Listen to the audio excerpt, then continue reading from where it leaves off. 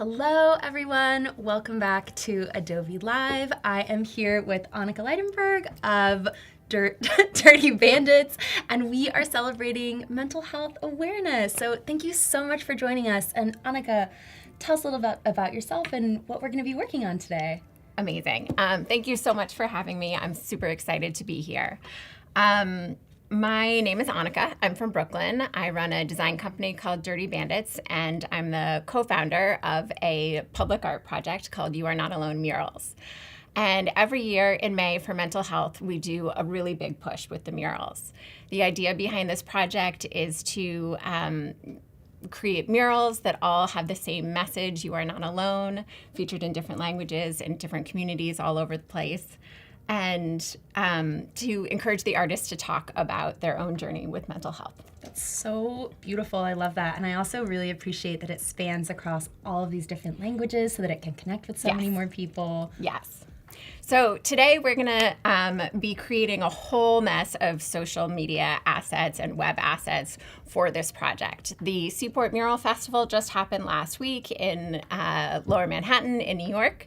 And so I have tons of photos, tons of videos, and so much content that I can't wait to share with you all. So I've been using Adobe Express. I've been deep diving into this to really help streamline and speed up a lot of this process. I'm going to be using it to animate, and I'm going to be using it to batch create content for all 14 artists that we had painting this year. Wow. Yeah, it's a lot of work to try to create social assets across the board for all of your different platforms, and it sounds like you really have a good plan with Adobe Express. I'm very excited. Let's jump in. Okay. So this is our mural project. Our website, you can find more information. It's youarenotalone.murals.com. And then this is our social, and we've got some video and some carousels, and we've had a lot of promo stuff. And then most special to me is our YouTube. We have interviews with the artists, and this is where the artists, they get personal. They talk about their own struggles. As creatives, we tend to be very empathic people, and these are really, really important to me.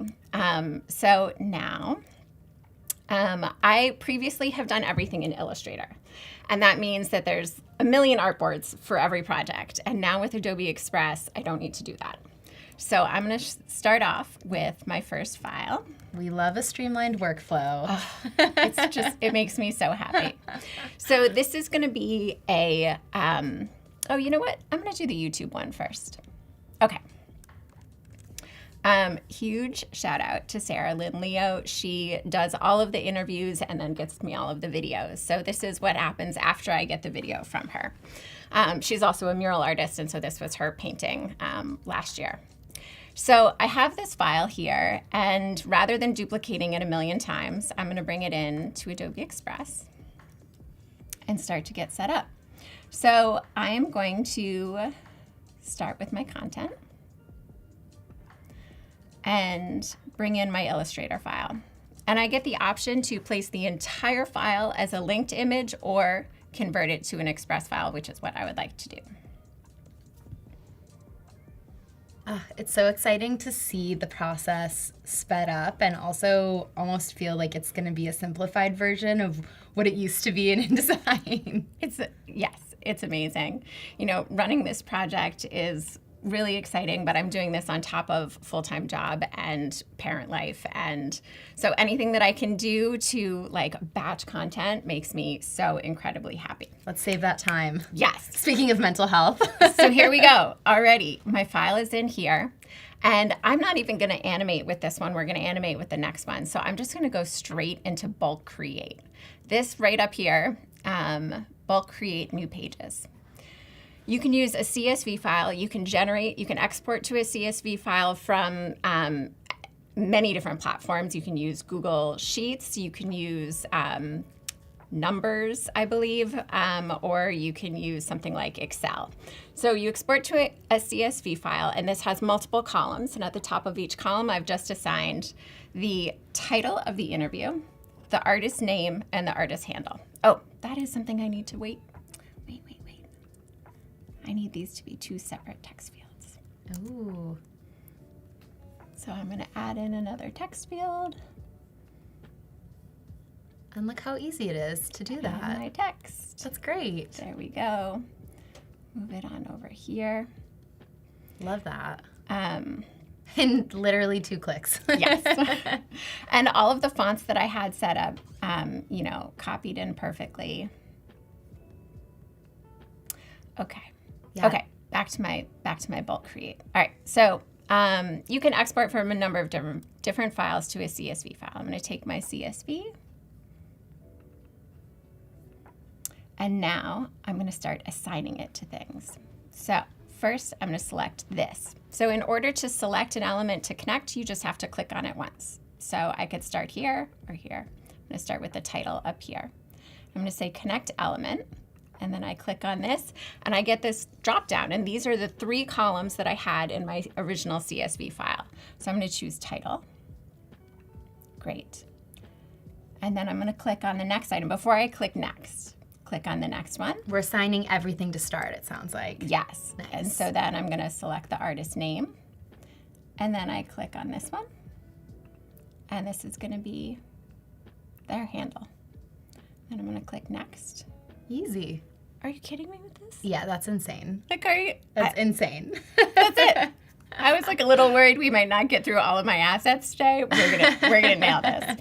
So now there's some you can see. I actually had Sarah create this file because she had done the interviews, but she wasn't totally sure on the final title names yet. So some of these have multiple asterisks after them because maybe it's gonna change. So I'm gonna go in and I'm gonna clean up some of these. Also, okay, wait, create 14 pages down here. All 14 pages. Here we go. Okay, so Cope unfortunately wasn't able to make it, so we'll come back to that one. Okay, so I'm just going to double click on it, and it goes into, I can add the name up here, so if I want to make sure that these files are labeled properly when they export, so I'll add in Fernando's name there. Oh, love that. Very important. I feel like I am not good about like naming my layers or like doing any of those housekeeping things. I like seeing this, being reminded. Yes. It's like you think you're saving time by not doing it, and then later you're like, well, now I got to go in and label all of these JPEGs, or like when I'm trying to find it, it's like, I'm I clicking don't know. on everything. Do I need page 6.jpg? There's a lot of Adobe people that I see popping up in here, which is also very fun for me. Yeah. Also, hello to everyone who's joining us. I'd love to hear like where everyone is calling in from. I see Robert and Cody and Sean in the chat. Yesenia. It's so good to see everyone here. Hello. Okay. I suppose I can label all of these later on my time. I want to show you what else I've figured out I can do. Okay, so another thing that I've realized about these is that sometimes the space that I have looks a little awkward. Oh, wait. Do I want to rewrite this? Maybe I want this to be a little bit longer because I have extra space rather than changing the size, going from like one title to another. Maybe I actually want to do this. So I can try to rewrite it. I can just choose replace and see if there's something that's ever so slightly longer, ever so slightly shorter, or I can even try and lengthen it and see what happens. It's going to give me a couple options. How do you decide which one to do? Which title to go with in the end? Yeah, like how do you make the stylistic decision? Well, I think for me, I'm a lettering artist, so I'm like very specific about word choices, but not just because of their meaning, but also because of how they look. So sometimes long words can be a little annoying in a horizontal space. I might encourage a client to go with something shorter. So it really depends on like how I want the line breaks to fall in a place where when you read it, it sounds right. Like the line break feels like where you would normally break if you were doing it out loud. I love that. You've got the sensibility. Yeah. Okay. I'm gonna see if there's some more results here. Yeah, and it's also so interesting to be looking at a project like this because you want to maintain consistency throughout like all of the assets while also, making the little tweaks for each person's individual page. Yeah. So in the end, I just decided I only want a couple little words to change. So I'm going to do that. And then some of these also, so I'm going to delete these. So I can go in and delete anything. Oh, and I forgot the most important thing. I get to add in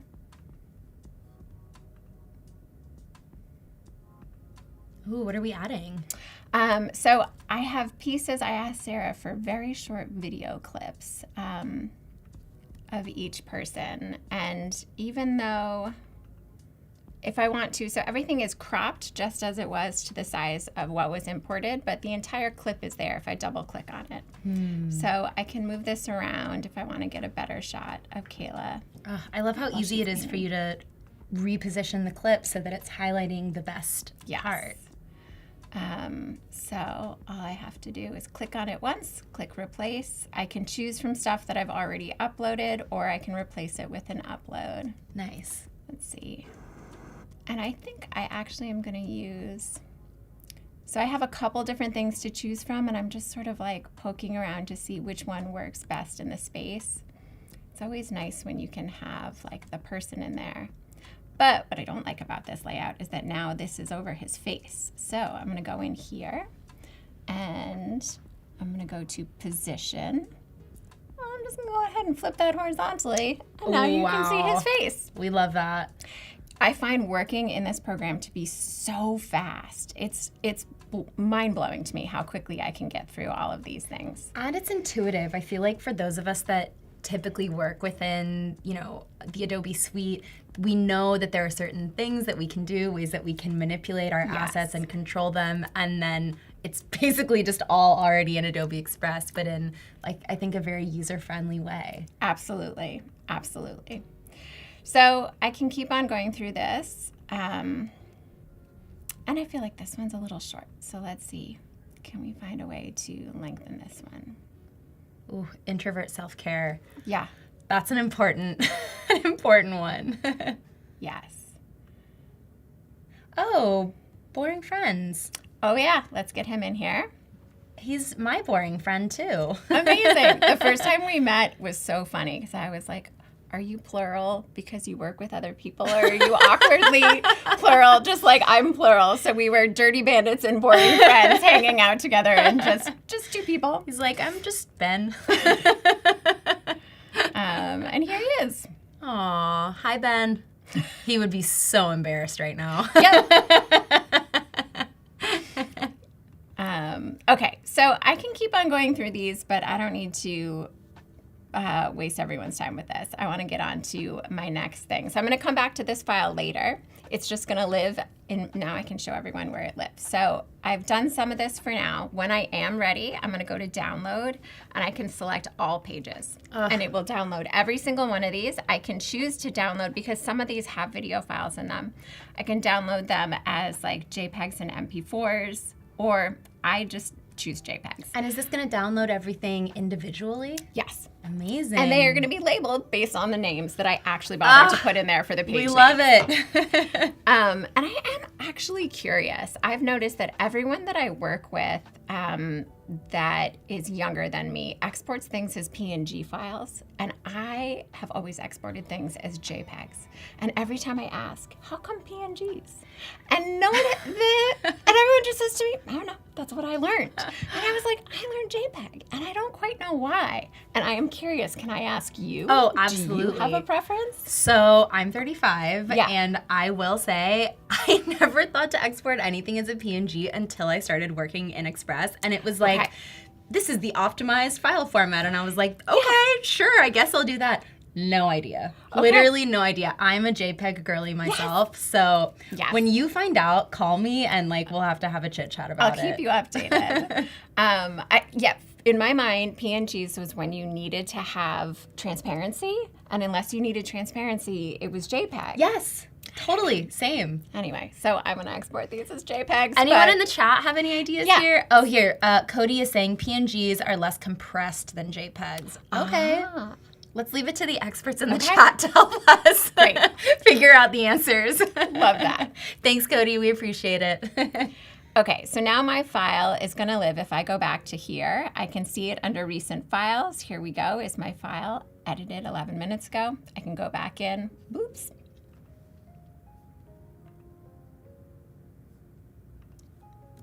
We love when the internet doesn't work for a moment.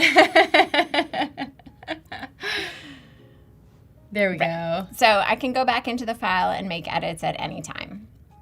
Okay, now I'm going to show you how I would do one with animation, because the animation in Express is so simple. Okay, so I am going to start with Instagram story size. And then I'm just showing you a different way you can do, because I'm coming from an Illustrator file, there are two ways you can do it. You can either set it up and then import the media, or I can do it the first way where I said start with media and it just set up the file based on my Illustrator file. So I'm going to go to media, upload from device, go back out to my Adobe Live folder, and now I want the teaser. So for this one, I am going to use the MOV file, the MP4s in there. I'm going to use some video file in there. So how do you know whether you want to keep it in its original form or convert it? Well, I like to tweak things. So I always go for, if you're going to give me layers as an option, I want layers. Give her the control. Yeah, that would always be my choice. Ooh, let's see. Everything's coming in. Okay, here we go. So this is going to be when we have our video. So the first thing that we created was the thumbnail for the YouTube interview.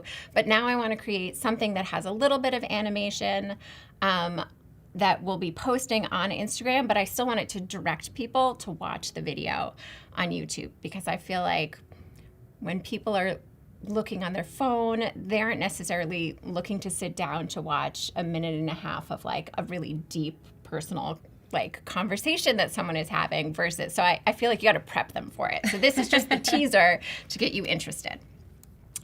And if along the way I wanted to recolor anything, that's also very simple. Like if this top bar here, I was like, maybe I don't want this to be gray.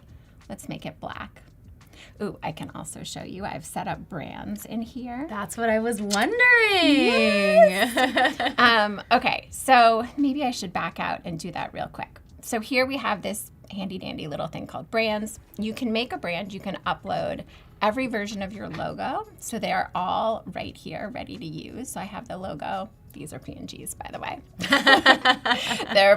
I have them, because I named our project with 5 words, like a crazy person. I need to have single line, 2-line, 3-line, and 4-line versions of our logo. Naturally. Yep. And then just one little icon. So everything lives in here. So I have my logos, I have my colors are all set up already. And I have the fonts that I use are all in here already. So Incredible. Now when I'm working on something like this, I'm like, ooh, maybe not the dark gray, but I want to make sure I'm using the right, I want to make sure I'm using the right one. I'm going to choose You Are Not Alone. And I have my color palette right here. So I can change it within Beautiful. here. Maybe I want something white actually. And then I can make these 2 things. It's fantastic how accessible it is to hone back into the brand identity with brands on Express. And I will say, I love that also this is in 2 separate little pieces. So yes. This is our icon when it's on white. Okay, so I actually like this. I feel like white will stand out on someone's phone, maybe a little bit more exciting than just dark gray. And then also this feels a little small, so I'm going to make this one a little bit bigger.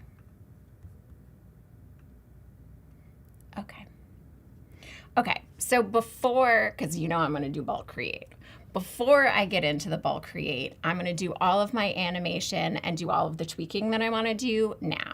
So you can group things together, just like in all of the other wonderful programs. You hit group right here.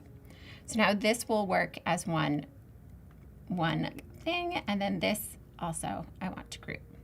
And you can see I have layers over here on the right. I love that you actually get to see a visual representation of the layers on Adobe Express as opposed to just like the layer bar, because I don't know, as a visual person, it feels so much more intuitive to see it even stacked in that way. Yeah. Okay, so what we have not seen any of yet is the timeline. So in order, oh, wait, and the artist interview, when I group these, I'm going to move that above there. Nope. There we go. So there's that little overlap. Okay, so now over here, I have animation. And I want these two things to come in as a unit, I think, rather than, I could have done this two ways. So either, let me ungroup these. Oop.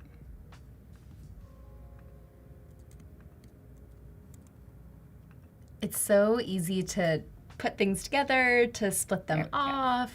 Ungroup. Okay, so I could do two things. I have different options available for animating text versus animating a shape. So if I wanted maybe the box comes in first and then the type comes in over it, I'm not mad at that idea. And then maybe artist interview comes in last. I think that's how I'm going to do this. Okay, so the box I'm going to have come in first. You have in, and then this is just under shape. When you click on the shape, you have this palette here. There's in, loop, or out. So I'm going to say in. I want it to slide. And you can change, when you see this little icon on top of the style, means that you can change stuff. So like, I don't really like it to fade. I want it to start outside the page. This is more like, feels more on brand. And then you can even control the speed. So I'm going to say like, no, that feels like a nice speed. Okay, and then in order to see your timeline, I'm going to go to edit timeline, and here we go. So each item will show up in this layer above. So if I click on the box, this purple box or this purple strip up here represents just this one item. So if I wanted to say like it was only going to be there for part of it and then it was going to disappear, you can see now it's not on. So good. But I want the box there the whole time. Yeah, we need that text to really pop. Yes, but then the text is not going to be there the whole time. The text is going to start a little bit after the box has come in. And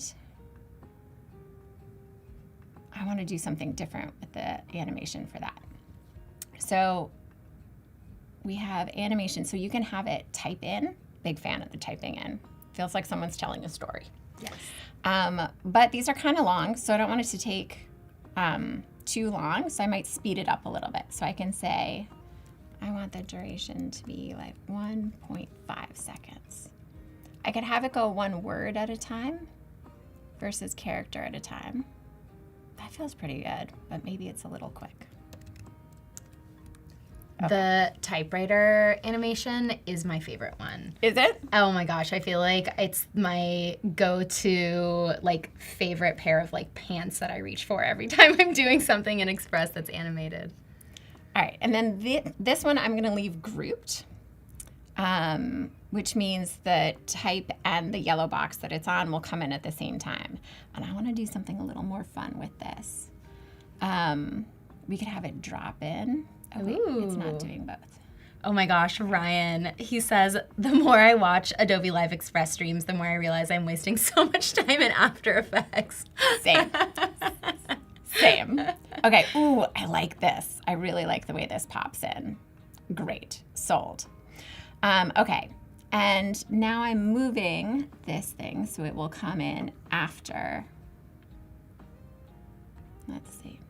I like watching you make these like micro adjustments that are very intentional. What happened here? Oh, I think I applied something only to the yellow box. Sorry, yellow box. Okay.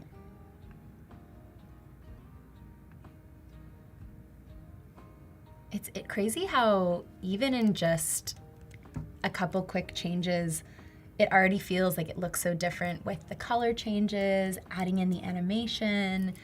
It feels like there's new life breathed into the asset. Absolutely. Okay, so the thing that I think I messed up was if you only have one item selected when you apply the animation, it seems, so you gotta make sure that this little, I don't know what that is, but the little box of 6 dots, that's how you know you're applying something to the whole group. So let me do this again and make sure it's applied to the whole group. Oh, it's still being a little funny. Okay, let's get it to, whoop. Ooh. And so right now, are you trying to find a cool animation for the artist interview text? Yeah. Nice. All right, so pretty happy with this. Let's zoom out a little bit so that we can see it. And then sometimes I find that if I make this go down, then I can get the whole thing on there, and then it resizes it nicely. That's a good trick. Yeah. Okay, and then I also want the name to slide in, and maybe this slides in at the beginning, and then maybe the Instagram handle slides in second. So let's get the name, animation. We got to get that Instagram handle in. It's all about it's all about linking people. Yes. Okay, and I'm also going to go with typing in for this, and right now, I can't see the things that don't show up until later. So let's get this, and then I've got this, and I don't know, maybe we want to do something different. Maybe this one slides, but maybe it slides up. So, like, what sort of helps you determine which animation is the appropriate one to use in a specific use case? I mean, it's really easy to get carried away and be like, I want this to do this and this to do this. I mean, I think that in general, like, our branding tends to be very, like, blocky and solid. So, like, that tends to be more, you know, like, I'll uncheck fade on things, but then maybe have a little bit of fun with other stuff. Okay, so now let's give it a quick play. That's looking so great. And then the next thing that I want to add in is maybe once this is done, I do want to add in a little call out that says like full video on YouTube, which I didn't do in my Illustrator thing. So I'm going to go into elements, and I'm going to go into shapes, and there's all of these things already in here. And it's like, yeah, I would like a speech bubble, please. So I want to see all the speech bubbles. And I think we're going to go with, you know what? Since everything else is so square, I'm going to go with something rounded. And you click on it, and it just appears over here. It's just here. Great. And then I'm going to go into edit, and I don't want I want none. I don't want a border on it. I want to make sure it's within our brand colors, but maybe, yeah, I'll keep it gray. And then I also want it to be coming from this direction. That is great. Yeah. Yeah, maybe it goes like this. And then I'm going to add some text on top of it. That's going to say full interview on YouTube. Gotta let people know where to find it. Yeah. And it's already using my brand fonts, but if I wanted to pick something different, not only do you have access to all of the fonts that you've already loaded with, I mean, I have all these fonts, I think, turned on with Adobe. But if you go into more fonts, I just discovered this, you can get things categorized for you, which, like, if you don't want to scroll through 100,000,000 gazillion fonts. Which, like, I do. I really do. Like, that is very much how I would like to spend my day. But the whole point of using this is that things can be so much more, can be so much quicker. So we're not going to do that. Instead, I'm going to be like, ooh, Bottega Science. I like it. I like it. I like it. So with fonts, do you, like, typically stay within only what's in your brand, or do you stray a little bit? You know, I would typically stay with what's in my brand, but I'm going to say that right now, one thing that I've noticed is that the font that we use is very wide. There's no condensed version of the font. And for something like this, I'm like, I don't know. Do I want this to be 2 lines? You need options. Yeah, I need a condensed. So, like, I don't know who's got a nice condensed for me. Does anyone have like a favorite condensed font that looks really good in all caps? Yeah, that they want to see in here? We're asking the chat. Yes. Favorite condensed fonts.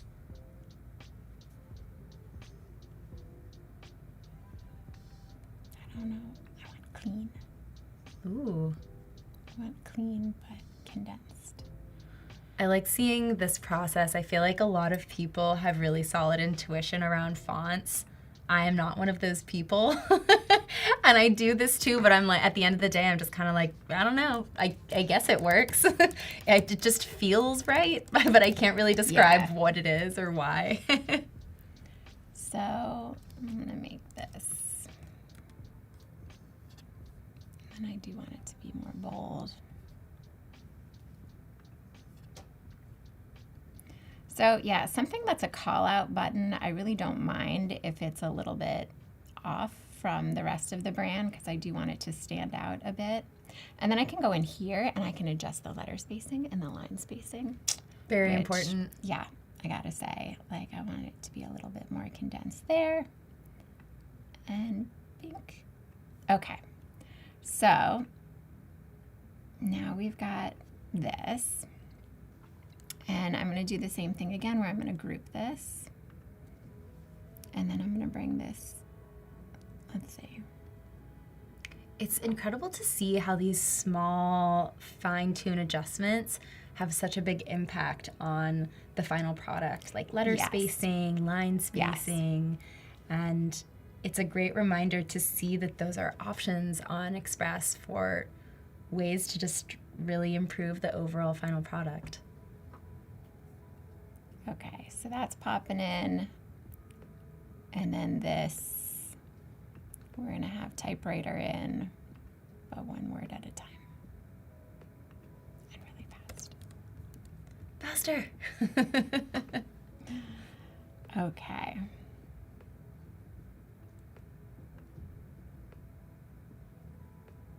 Very cool. Start a little bit later. Okay, and now let's give it a little watch. Let's see what it's looking like. Feels good to Love me. it, yeah. So now I'm going to play around with what I want to go in here. And maybe I want to see what this looks like with actual video in there.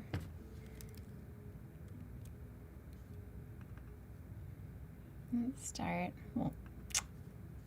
We'll put Ben on blast again. Sorry, Ben. Let's blast the introvert that is on the path to recovery. All right. What has... Okay. So...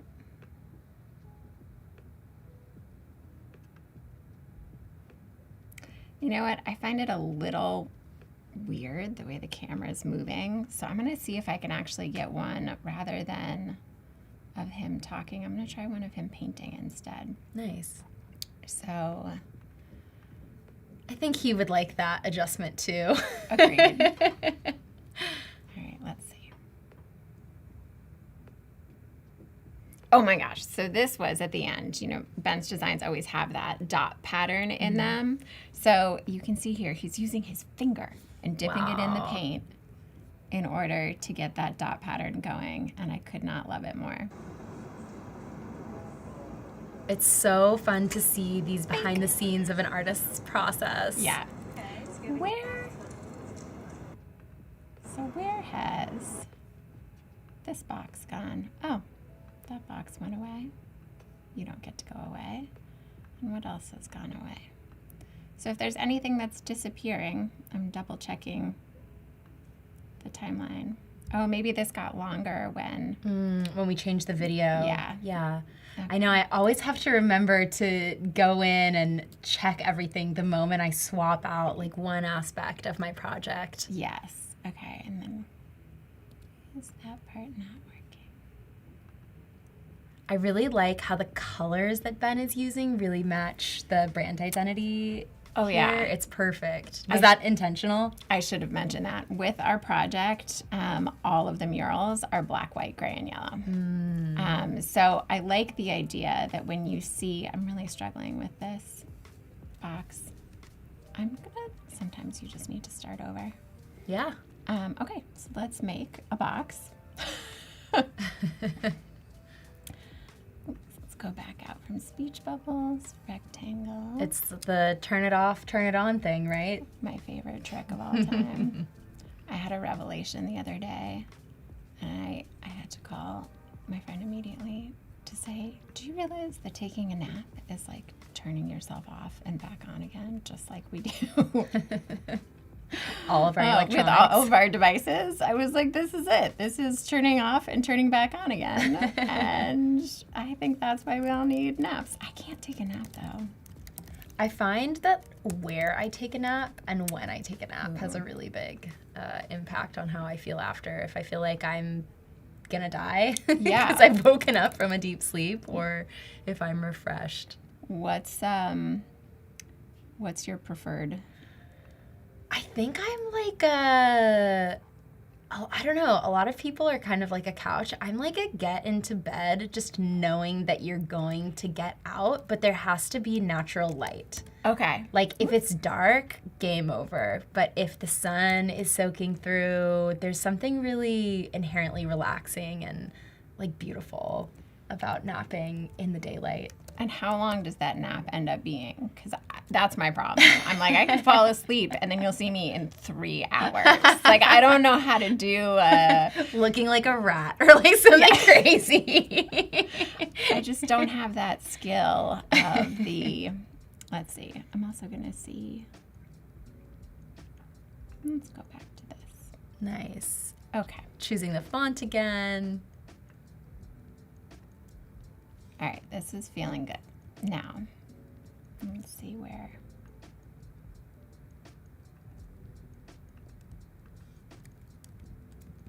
Yeah, it's looking so great, Annika, and it is really special that you all are so intentional about the colors that are used by the artists. I feel like that adds so much to the overall impact of the asset when you're looking at it within the context of this design. Yeah, so that is actually... part of it is that we want someone to see one of these murals and be like, oh my gosh, I've seen this. This looks familiar. There's something about the repetition of the phrase that's really important. It's like, it's hard when you hear something nice. It's hard to sometimes believe that it's true. Yeah. But if you hear it again and again and again and again, at some point you're like, okay, maybe I'm not alone. Maybe that's real. We all need to be reminded of that. Yes. Okay. Where was this mural painted? So this is part of the Seaport Muralfest. Okay. And then we're going to update this. Whoops. Born again friends.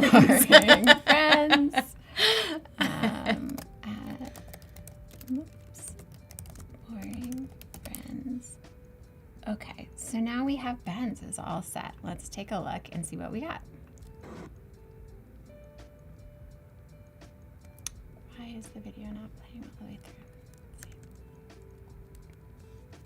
And I've left blank space at the top and the bottom because I can't figure out where all of the stuff goes on Instagram, and I just know it's always in the way. So I'm just leaving as much space as is humanly possible.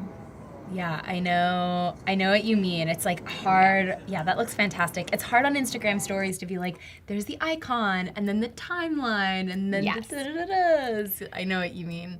That is actually really smart to leave blank space along the top for that. Yeah. Do you ever also create, like kind of how you added in the design asset of the like talking bubble, do you ever add in an element that's blank and then leave that open and put in like frame the link to the YouTube video in that on your stories? That's a great idea. That's a fantastic idea.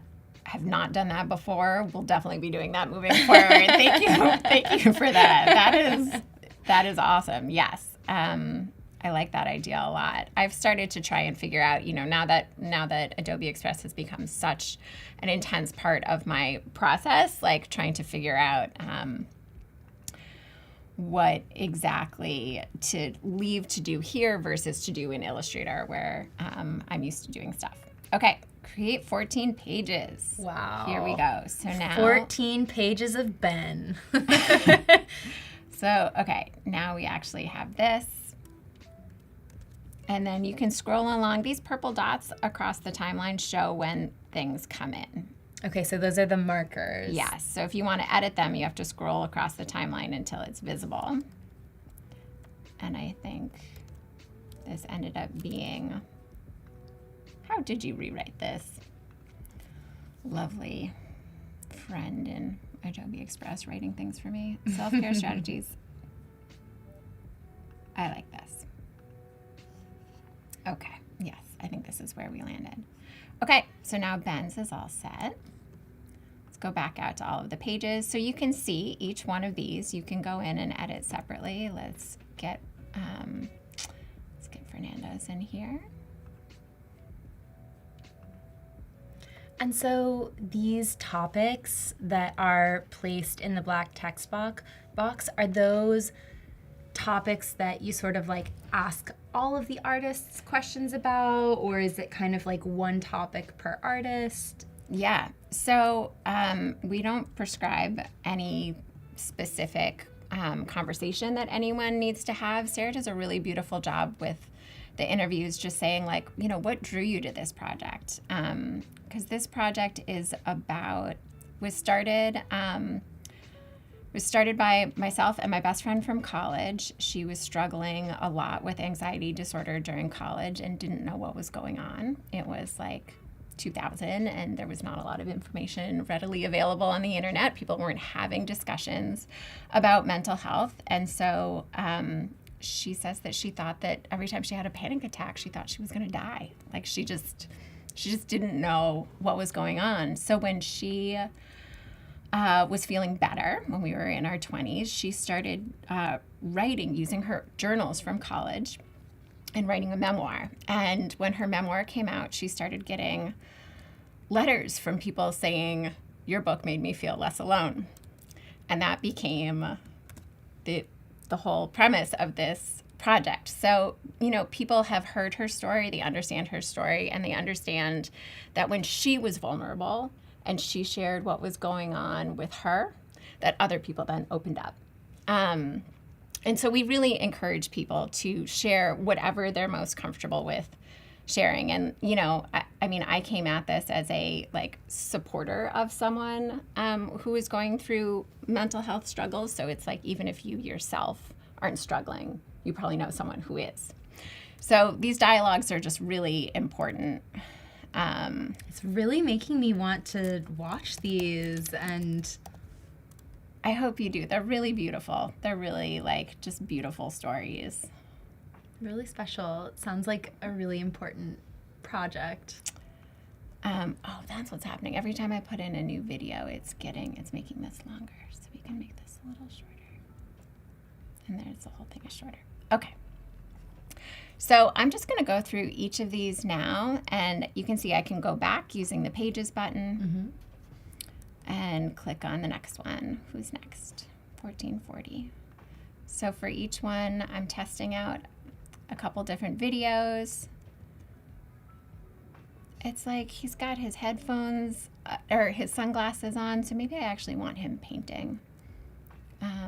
It's like nice when you can see someone's face, but it was also blindingly bright. So let's see. Let's find a video clip of him painting. It's so special to see artists in process, too. I think we're so used to seeing the final product that noticing the small moments and the techniques is always really impactful. Yes. We each year, and then I'm going to go into Edit Timeline to get back to that other place. And then I'm going to scroll across here to make sure. Let's bring this in. I'm going to say tough times can change you. Okay. And everything on this one I would say is set to go.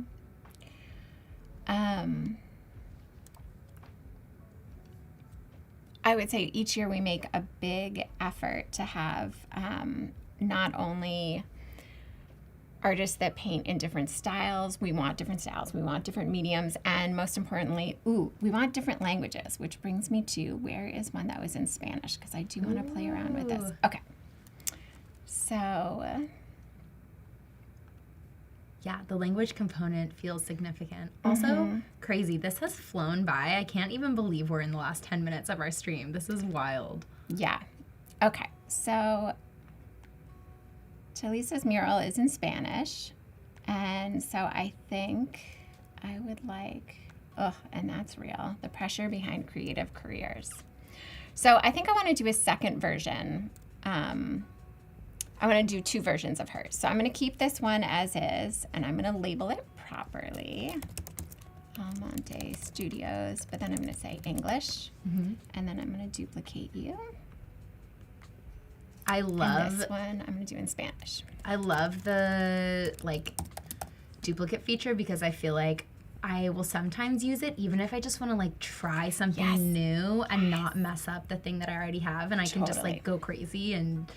yeah, be a little bit more experimental. Yeah. So I'm going to go up here to translate.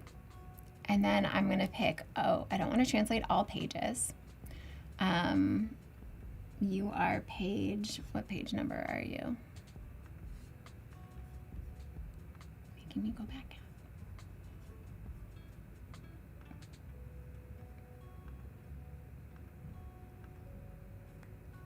How do I know which page number you are?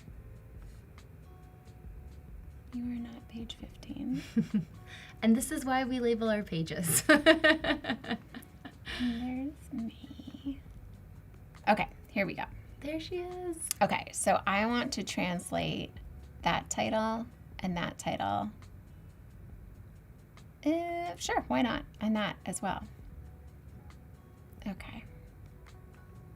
Oh my gosh, the translate feature Yep. on Express. Such a game changer. Do you speak Spanish? Nope. I mean, I'm on Duolingo, level 18. Oh. Which sounds high, but it is not. I could order one thing somewhere. That's a soft flex. No. Okay.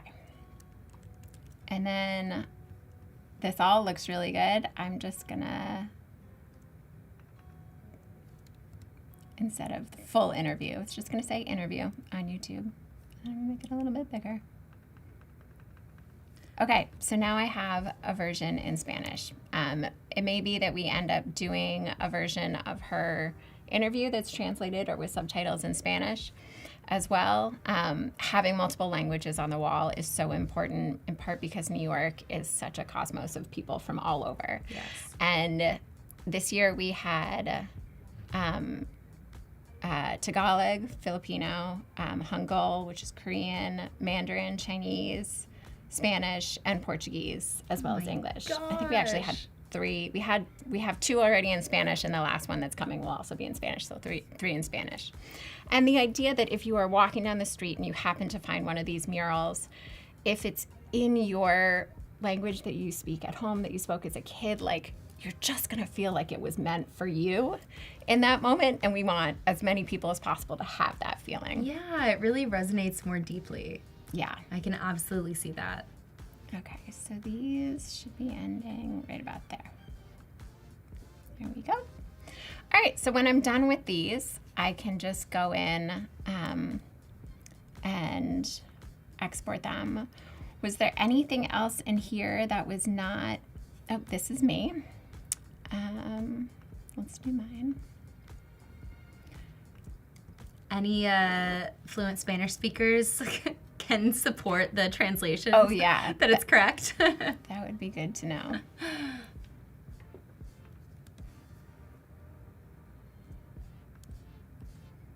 Okay.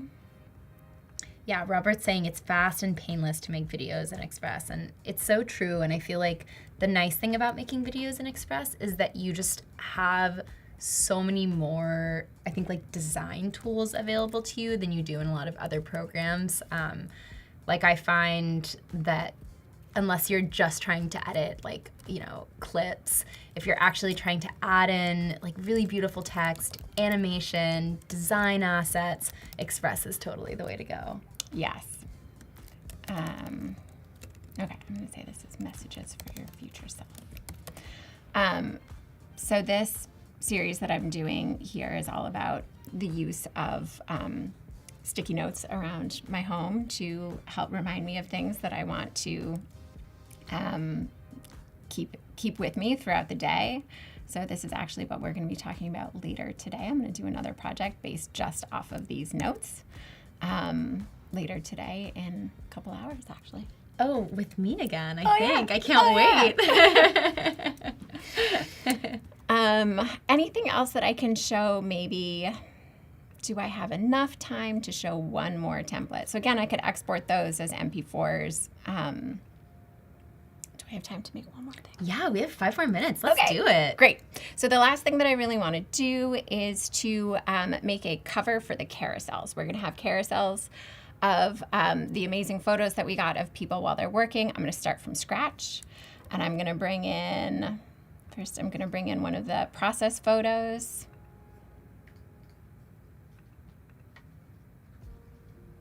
I'm going to pick on someone besides Ben. All right, let's show Jocelyn's. Okay. Oh, wow. So I like having a little bit of animation to draw people in to want to go through the rest of the carousel. So this is where I'm really going to lean heavily on my brands folder over here. So I'm going to grab, which logo do I want? I feel like the logo in white, maybe like this, is going to work best. Just need to click on it once. So it's going to be this, and then I'm going to add in, you know what? I think I'm going to... What are you looking for? To draw a little, you know how when there's a collaboration, it's like this person and then the X and then this other person. So that's what I want to do here. I want to make a little X, bink, bink, and then I'm going to go back and I'm going to do her name. Let's get one header in there. Oh, I like that.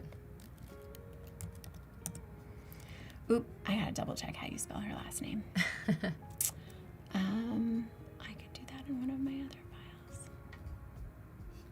I know, it's so hard to remember the spelling and pronunciation, and it feels so important too. Yes, absolutely. So just a quick thing over here. Where do we have Jocelyn's? T-S-A-I-H. Okay. Do you ever do that thing in your head where you kind of say it the way that you think it sounds, and then you go back to type it and you're like, wait, what was that? I just have to tune out everything else for a couple seconds. Okay. And I think I'll do this. Maybe I'll do this on 2 lines so I can animate these in separately. And then there's a very cool function that I think I'm going to have just enough time to share. Let's go back to text and my text. Okay, here we go. And then, so I like this little lineup. These are all the things I want to come in here. And then, where's the part where I can do this? Animations.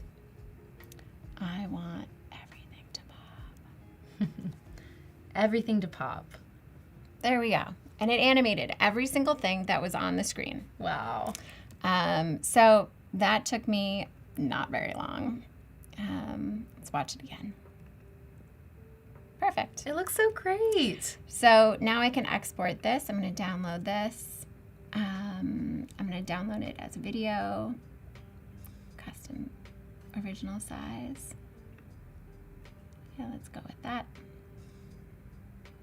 Wow. And just like that. Yeah. So I was worried that 5 minutes wouldn't be enough time to start from scratch, but totally fine. So now there's just at least something a little bit compelling when you first are seeing it, when it shows up in your feed and you're like, oh, maybe I will swipe through these. I love it. Well, this has been so exciting to see a little bit behind how you create assets for such an important process. And it seems like with all of this, in just a couple simple, quick clicks, you can do so much and save so much time. And I think, you know, sometimes we get a little like lost in like the programs that we're so used to working for, and we forget that Adobe Express really like brings everything together. Yes, to me, it doesn't just do something like, I don't know, it just is able to get me so much further, so much faster in a way that I didn't see coming. So I'm very, very excited to have discovered this. I love it. Well, Annika is going to be with us for 2 more streams today, right? Yeah. 2 more.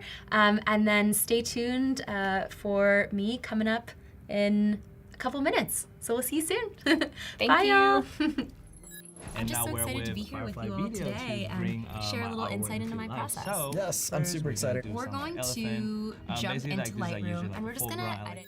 I'm just so excited to be here with you all today and share a little insight into my process. Yes, I'm super excited. We're going to jump into Lightroom and we're just gonna edit a couple photos together. With these images, I'm actually gonna skip all of that and come down here to our color mixer and make adjustments within HSL. For those of you that know me, you know that HSL is my best friend forever and ever and ever and ever and ever and ever and ever and ever and ever and ever and ever, because color plays such a huge role in my work. So hue really has to do with what kind of color is it. By dragging the green slider to the left, we're making it a lot warmer. By dragging it to the right, we're making it a lot cooler. So, you know, if we're doing the same thing with green, if we want really low saturation, that's really gonna get rid of that green tone within our image. If we want a lot of green and we slide this all the way up, it's really gonna bump up that color pretty significantly. So I'm gonna go into saturation and I'm gonna bump it up pretty significantly here,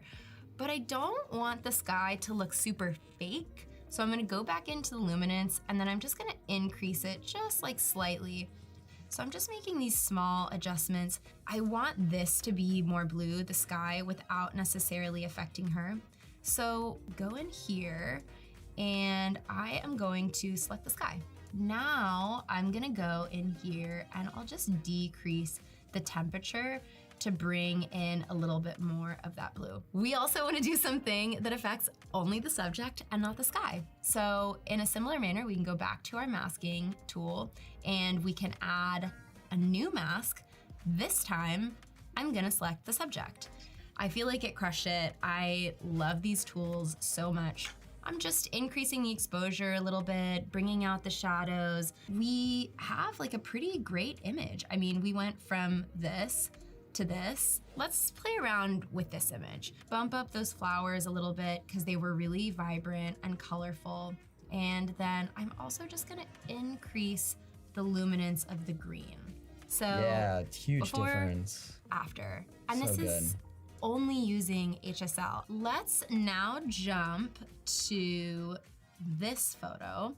Here, you know, this is another image where we can do something similar to what we've done before, where we just kind of jump down to HSL and we bring in the blues. But what I'm noticing when I look at this photo is that I really feel like this is kind of like a powerful moment. And so I want to do a better job of highlighting that. Here, you'll notice that at the bottom, there's a little space that says people. This is who I want to select. So I'm gonna work with her. And as it detects her features here, we'll notice that this comes up. So I'm gonna do facial skin, eye sclera, and I'm gonna do hair. We're gonna make sure that this is checked here. We're gonna create 4 separate masks. The very first thing that I want to do in here is work with that face skin. So I'm gonna go in once that's selected and just increase it a little bit. And then we'll go to the eye sclera. I just kind of like bump that up a tiny bit to make the eye pop. Now we'll go to our iris and pupil. I'm just going to increase the exposure a little bit here. Again, with the hair, I'm going to increase the exposure a little bit. That just feels so much better to me. And again, toggling between the before and after. Yeah, that before and after really shows. Now, let's go over to Photoshop. I really like the way that they're sort of framed within the stems of all of these flowers, but this girl is bothering me a little bit. So I'm just going to make a loose selection here, and we're gonna try to get rid of just this stem only. So here, generative fill, generate, Hey, Like- that's crazy. Really wild. This is just a really great way of using generative fill to just like slightly zhuzh an image a little bit. Thank you so much for tuning in and hanging out with us. I had fun. That was amazing. Thank you for so all your pro much. tips.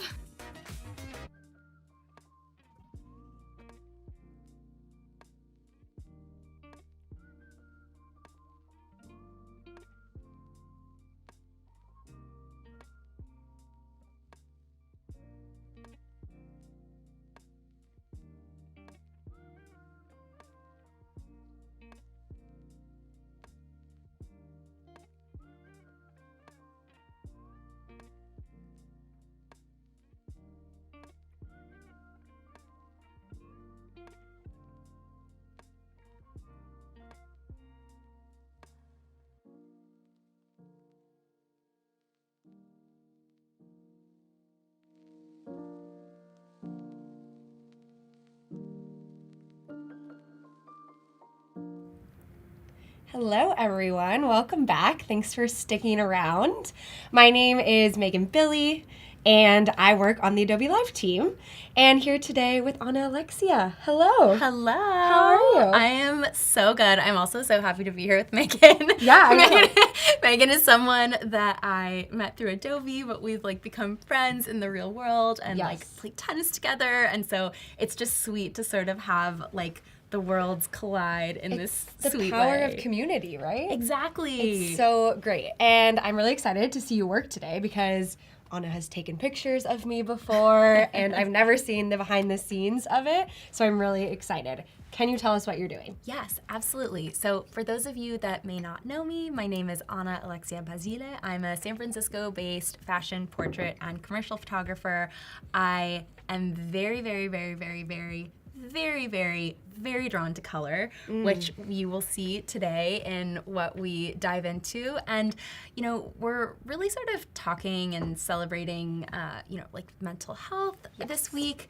And so I thought it would be kind of fun to move through the process of creating a flyer for like a creative retreat. Love. Okay. Because one of the things that I find is that like whenever, I don't know, like whenever I'm at Adobe Max or like a really cool big creative conference, I always leave feeling really like energetically charged and inspired, but like then sometimes when I'm alone, I don't always have the same motivation or drive to like put into practice the things that I have learned. And so to your point on community, I think that it's really special when we sort of come together to practice a lot of those skills with other people, Yeah. because that tends to be where, I don't know, I'm able to like build off of the ideas a little bit more seamlessly or draw inspiration or honestly just be motivated to like sit down at the table and like start the freaking project. Yeah, inspired. I think we talk about that a lot, that it can be isolating as a creative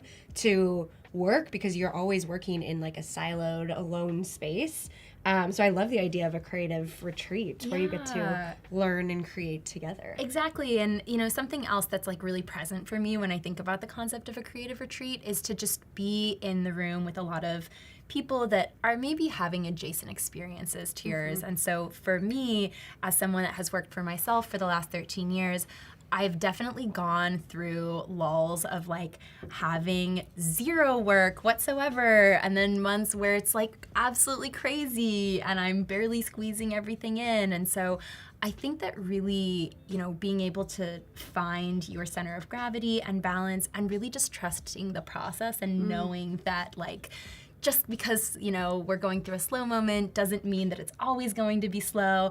And also just really leaning into like saying yes Oh, yeah. to things Yeah. when they are present. Like it's just such a beautiful reminder. And I don't know, I love being around creatives and hearing about like how they handle, you know, like all of these aspects that just inherently come up in our process. And so the idea of a creative retreat just really spoke to me here. So What a beautiful way to celebrate Mental Health Week in the context of like being an artist, right? So this should make sense for everyone that's watching what we talk about. So Yeah. should we dive in? let's dive right in. This is a cute picture. We were just talking about Tahoe. If you are a Bay Area person and love Tahoe, drop your favorite ski resort in the chat. So we were Yes. just talking about this. Yes. We love the skiers and the snowboarders too, I guess. No, I'm Yeah, just I kidding. guess. I really appreciate the like skier snowboarder rivalry, even though I don't feel like it's like as real today. Have you ever seen those clips where people are like really hitting on the snowboarders and you're like, how is this a thing? I kind of feel like it's like tennis and pickleball. It's like a similar vibe where it's like, yes, we're all one community, but like we also are not. Well, we welcome all communities, you're all here. even if you play pickleball. Just kidding. So this is a photo that was shot in, you know, like along the lake in Tahoe, and I always kind of like to give like a little bit of a story behind what type of image we're working with, because I like to talk and I like to hear people like to, I like the long version. It also helps you develop the story that you're trying to tell, right? Like if you're trying to focus on the sky, maybe your editing is going to be a little different than if like the story is about you in this photo. So totally get it. So true. Yes. So here we are in Lake Tahoe, and I was actually photographing like a little thing for this beverage company called Bevy. That's like this little drink down here in the corner. And we were like shooting photos of it like on the slope, kind of like in Tahoe, you know, like along the water. And we like happened to end up at this just absolutely gorgeous dock on the lake at sunset. And, you know, you can see like the colors are absolutely wild. The snow on the mountains is so beautiful. And for me, like my favorite moment is when you look in here and you can sort of see that like we're getting this like really special thing where we have like the warm colors in the water from the sunset, and then we're also getting those kind of like cool shadows from it being like the end of the day as well. And so we're getting like inherently, before we even touch the image, there's like stunning contrast in here just through our usage of color. And then when I was going through and making my selects, I knew that I wanted to pick something that had sort of like really clean lines. So like I like the way that, you know, we have these like really clean lines in the sky, nothing is really interrupting it. We have like this beautiful flow of the mountains, and then I really appreciate that the little like dink of the beret is like just below the line of the horizon, because if the horizon was going through the subject's head, like that can sort of feel a little bit uncomfortable. And the reason that I like to talk about how I chose an image is because choosing the correct photo to work on is actually a really big part of the process. For like sure. if we are, you know, maybe we take 100 photos. If you're picking the wrong one, that's like, it's almost like you didn't take the other photos if they're not going out into the world. And so image selection really is an inherent part of my process that, of course, like the more you do it, the more instinctual it becomes. But I just like to sort of talk through what it is that like really spoke to me in an image. We could do like a whole masterclass on like how to line up your photos. Because I think I always call it like the photographer's eye. Like some people just get it and some people don't get it. But this is something that like I, as not a professional photographer, would never have thought about. So great to learn from you on like how you set up your shot also. Yeah, and I think Annika said something really beautiful earlier in our live stream, which when I was asking her about fonts, she was like, oh, you know, it's like a feeling, like some fonts are really annoying. Yeah. And like that sounds like so crazy to someone that doesn't have that intuition around fonts, but it's like the same thing with all art forms, right? Yeah. Like you just have a certain level of like intuition around what it is that you're doing, and the more that we talk about it, the more we're able to like identify it in our own Oh work. my gosh, that made me think of Severance when you were like, the font is scary. The numbers are scary. The numbers are scary, exactly. By the way, great finale. If anyone hasn't watched Severance, I'm so jealous of you that I know, you get same. to watch it from the beginning. Like, oh my gosh. Let's start a private chat about the Severance finale after this. Come to Discord and we'll talk about Yeah, it. exactly. Okay, so now that we've sort of identified like what it is that we're doing and why this image sort of made the most sense to me in the context of like creating this thing, obviously the subject has a lot to do with it, right? Like we like The subject as you, or just the subject in general? the No, I'm subject kidding. might be me. And actually, this brings me to an important point, which is that like self-portraiture is like a really like wonderful tool to use when you are in an environment that like happens to be really gorgeous, but maybe you like aren't on set, you're not there for a Yeah. paid project, there aren't models, but like you can utilize yourself, like the shape, the silhouette, you know, like whatever of the clothes, the colors to really like add pizzazz to an image. And so here, I had not predicted that there was going to be an insane sunset, but I did happen to have this insane lilac coat, which again, just like really brings everything to life. So right now we're in Lightroom, and the first thing that I like to do whenever I am working, you know, through the process of editing my images is that I'll always make my color corrections in Lightroom. Then I move into Photoshop to do any of my retouching. And then because I am not a designer, you know, like I really identify just like as I mean, of course as a creative and like many things, but primarily a photographer, Adobe Express is this really fantastic tool that allows me to seamlessly design without having to know how to use all of the like what I would call like the really like hard programs, the like really professional programs, but still create an output that is absolutely incredible. So that's gonna be our flow for today, and we're gonna start here with Lightroom. So another really special thing about this image, and you might notice that it says JPEG right here, and the reason that it's a JPEG and not a RAW file, even though it's labeled RAW, in my mind, RAW is just synonymous with like unedited or like straight out of camera. But the reason that it says JPEG is because this is actually an iPhone photo. I was gonna say, I bet you took it on your phone. Yeah. Especially being in like Tahoe and just like traveling and everything. Exactly. And, you know, typically I'm always working with raw images, especially, you know, like of course in all of my professional work, but especially when I'm here doing live streams. And the reason for that is that we just have a lot more range and control and flexibility. But I actually wanted to work with a JPEG today to show you that there's really a lot of power and flexibility in working with like images that were literally like created on our cellular devices. Like these cameras, these lenses are absolutely incredible, and you're able to create like really, really beautiful work. I love the theme of this is that like everyone can create, right? Like you're talking about Adobe Express making it easy, your phone, and I feel like that's such an important thing to mention for mental health, because creativity can be such an outlet for like when you are going through those hard mental health times. So I love this theme. No, completely. And for me, like as someone who travels a lot and draws a lot of inspiration when I'm somewhere new, I love that this is what I can like low-key take photos with instead of having like a camera that's weighing me down and that's drawing attention and that's like, you know, something that I have anxiety about losing or putting down somewhere. Like it's just or broken even. Like totally. It's so empowering to just like create with a thing that most of us have in our back pockets at all time. And so full transparency, like we are going to be working with an iPhone photo today, and we're gonna make it look so good. Great.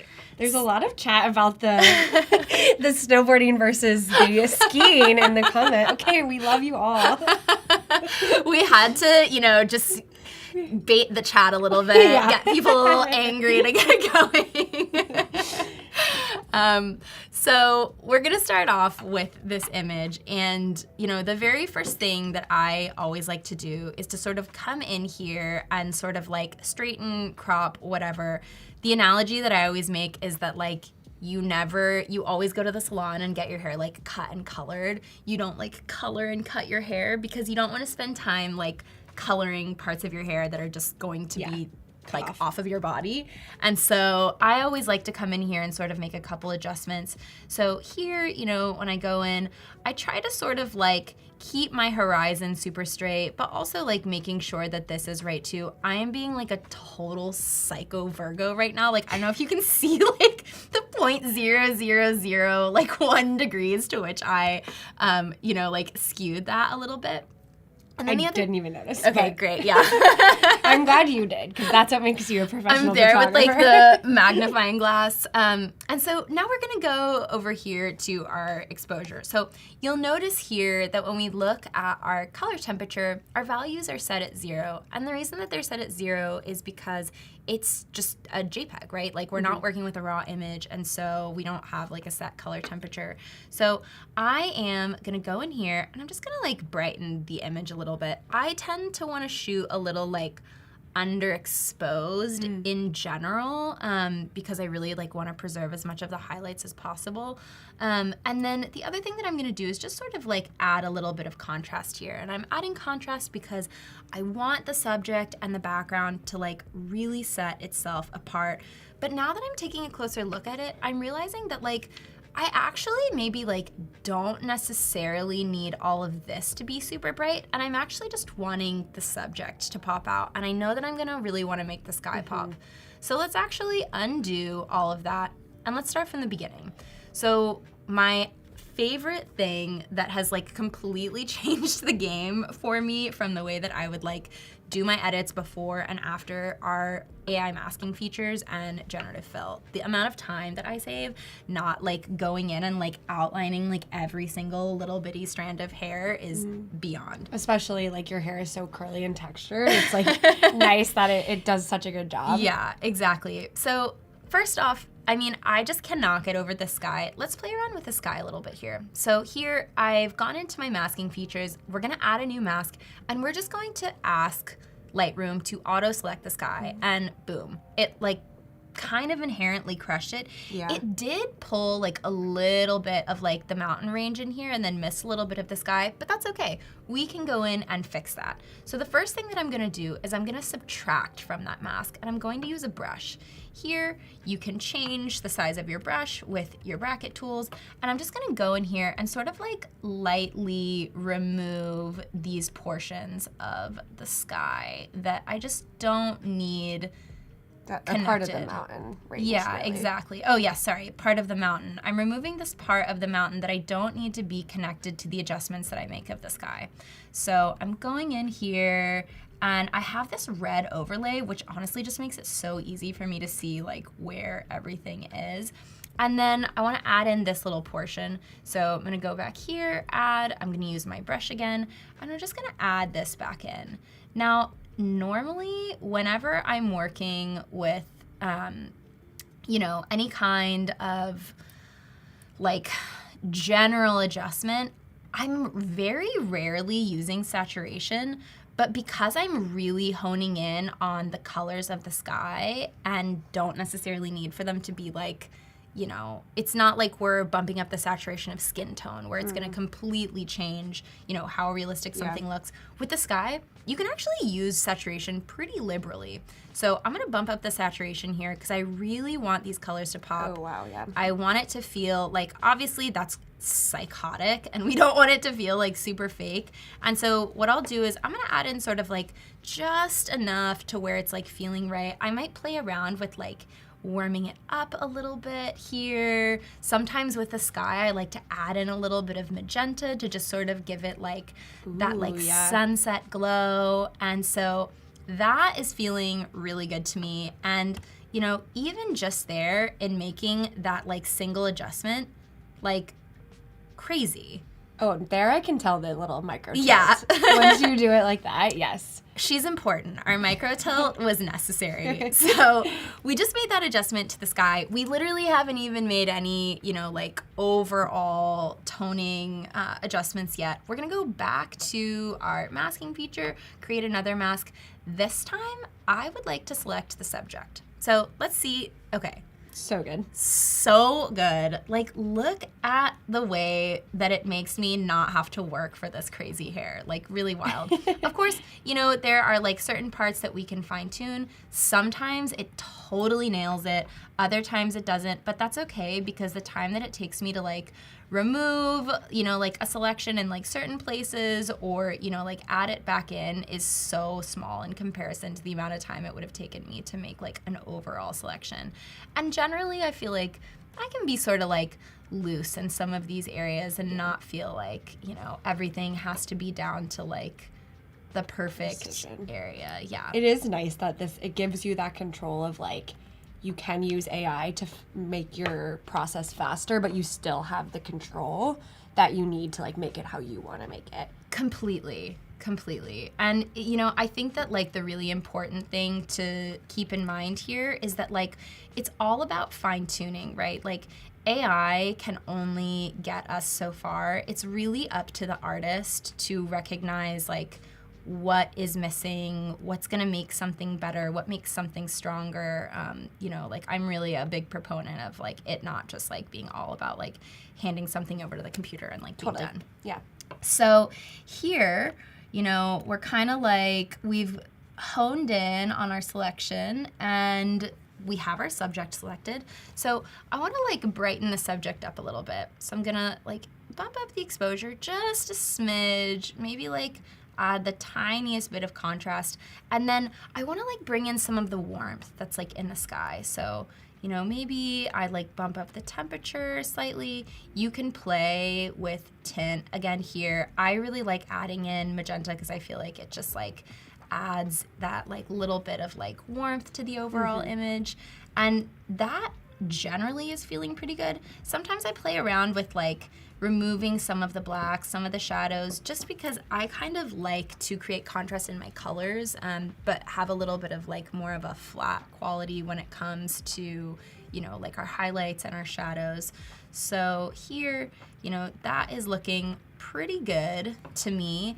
And then, you know, with my overall adjustments, now that I feel like, you know, I didn't need for my subject to be, you know, lightened with the background. Like I wanted this to be a little bit different. Yeah. And something too that you can sort of play around with if you're someone that's really into contrast is that you can just mess around with selecting the background overall and just like decreasing the exposure slightly to create contrast if that's something that feels exciting to you. Something that was mentioned in the chat is like you added the purple to the sky. Is that something that you would try to reflect in the water at all? Or, I mean, for my eye, it works because your subject is so purple that it kind of like draws your eye down. But what is your thought about like the purple in the water? I think that that is such a great question. Let's do that. Let's let's add it. So let's choose, we're gonna choose our background. And then this is just like, you know, everyone who has worked in Adobe programs knows that there's like 500,000 million ways to do the same thing. There's no right way. Exactly. So what I am going to do is, because I already kind of like made general adjustments to the sky, I'm gonna like remove the sky and the mountains from the overall equation. I might like remove this area too, and then we can make a couple adjustments. And then if we feel like we want to blend it, we can come in and add a linear gradient if it's like not feeling super great. But I think that was a great suggestion to whoever added it. Let's get this little spot here between the hand, and then we're going to add a little bit of magenta. Now magenta is definitely kind of like one of the tints that I tend to stay away from a little bit because I feel like it can make skin tones a little bit too pinky at times. Yeah. But when it comes to the context of a sunset, I kind of love it the most. So now we only have our, you know, water selected, and let's add in some of that magenta. Oh, yeah. Such a great suggestion. I love that it brings that pink vibe all throughout the whole photo. Yes, and it just like, right, like the water is just this like reflective surface. Yeah. So we're gonna go in here, maybe like warm it up a smidge, but boom. That is already feeling so much better. And for those of you that know me, I didn't even go into the color mixer yet to do all of my stuff. And you know what? I kind of don't even feel like I really have to. You know, because I work so much with color, the color mixer is like a really important part of my process. Because I'm always going in and like fine tuning certain colors, maybe I could go in and be like, let's make that blue pop a little bit by bumping up the saturation. You know, of course, like we want those orangey hues to pop as well. Maybe for the blue, we want to like cool it down a little bit. So, you know, as we know with hue, it really means like what kind of color is it? Is the blue going to be this really like warm purpley blue to the right, or is it going to be like a really cool, almost like electric blue to the left? I think something important here, my head is kind of covering it, but if this is a, you know, partnership with Bevy, you don't want to change too much their like can logo, which is interesting because then if you were using masking, obviously it wouldn't, but in this case, using the blue saturation, it's like applying it to all of the blues in the photo, so something to keep in mind. That is a really good point. And sorry, Bevy, but you're getting booted when we go to Photoshop. Okay, bye. we're just using the photo. So here for the hue, like maybe, yeah, like Yeah, that looks sometimes it's funny because when I did this, I wasn't expecting to like it looking purple as much.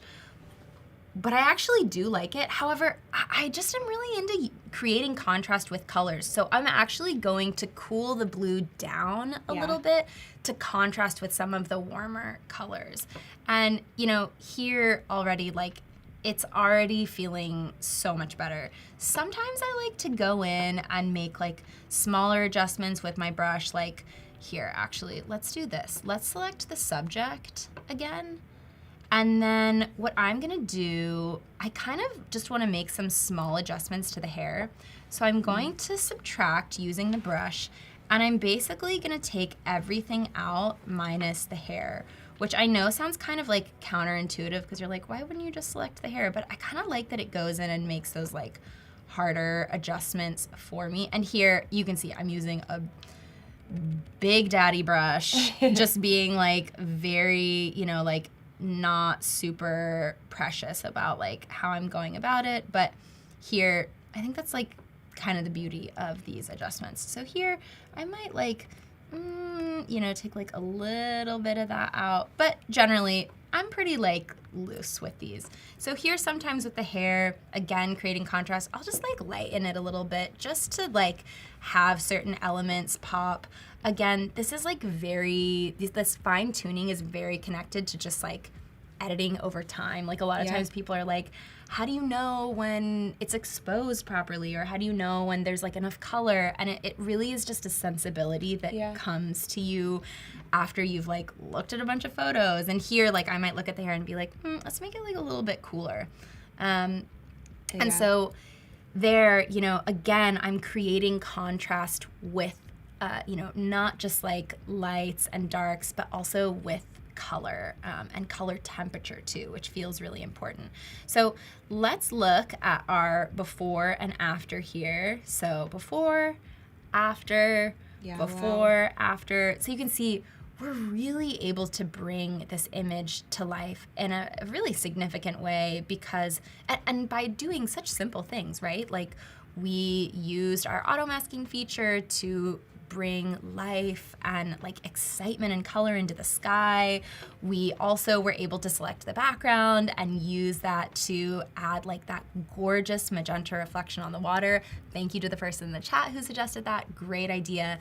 And then we're also able to go in and sort of fine tune our subject, right? By sort of like brightening them a little bit, honing in on certain aspects of the subject that, you know, like feel special or that we want to highlight in some way. And again, creating contrast, not just through the typical way that we think of adding contrast, which is over here, but really doing it through color. And also, something that I want to point out to everyone is that look at this side panel right now. Everything is set to 0. Like there's literally, we made no adjustments in like this regular area because we did everything within our masking features. And so this is just a reminder that like, you don't always need to make overall adjustments to like the entire image itself. Sometimes it's about like really honing in on little details and being like, oh, that's the thing. Yeah, the control. Cara in the chat said she loves the masks in Lightroom, especially for product photography. And I agree with Cara. I also love the masking. It also feels like so accessible. Like if you're just getting started with masking, you know, you can take masking into Photoshop, which I'm sure you'll show a little bit more. But this is like a good intro if you're just getting started and like how to mask something and how to almost like composite in a way that you're just changing the colors. Yeah, and I think 100% agree. And I think that the beauty of this too is that for those of us that have been working with Adobe for a really long time, with Adobe products for a really long time, you know, we kind of have like programs that we feel the most comfortable working in. And something that I have learned, honestly, even just from like streaming with you all, is that you can do so many of the same things in many different programs, and yet like I feel so comfortable doing this in Lightroom. Like for me, it's so intuitive. It just makes so much sense. And there's this like very clear delineation in my brain between like what program I use for what. And then Adobe Express is like, okay, let's like actually just marry everything and like, you know, they're like all together. All the programs kiss. So we have made our color corrections in Lightroom. This is looking so good. I feel like I already want to go on this retreat because like the whole point of choosing a gorgeous image is that you're trying to establish an emotional connection between like the viewer and the, you know, concept that you are like selling essentially. And so here, if I want to get people to come on this creative retreat and like hang out with me and other people and like inspire one another, like what better way to do that than by having like a colorful, vibrant, you know, like enticing image to sort of like lure them in. Yeah. So we are going to export this image and bring it in to Photoshop. Amazing. And Okay, I have to ask though, because you were talking about how like Lightroom is your bread and butter, basically. You use it all the time, but now we're Yes. taking it into Photoshop. So tell me about like your relationship between Lightroom and Photoshop, when you use one for the other, and what your like journey has been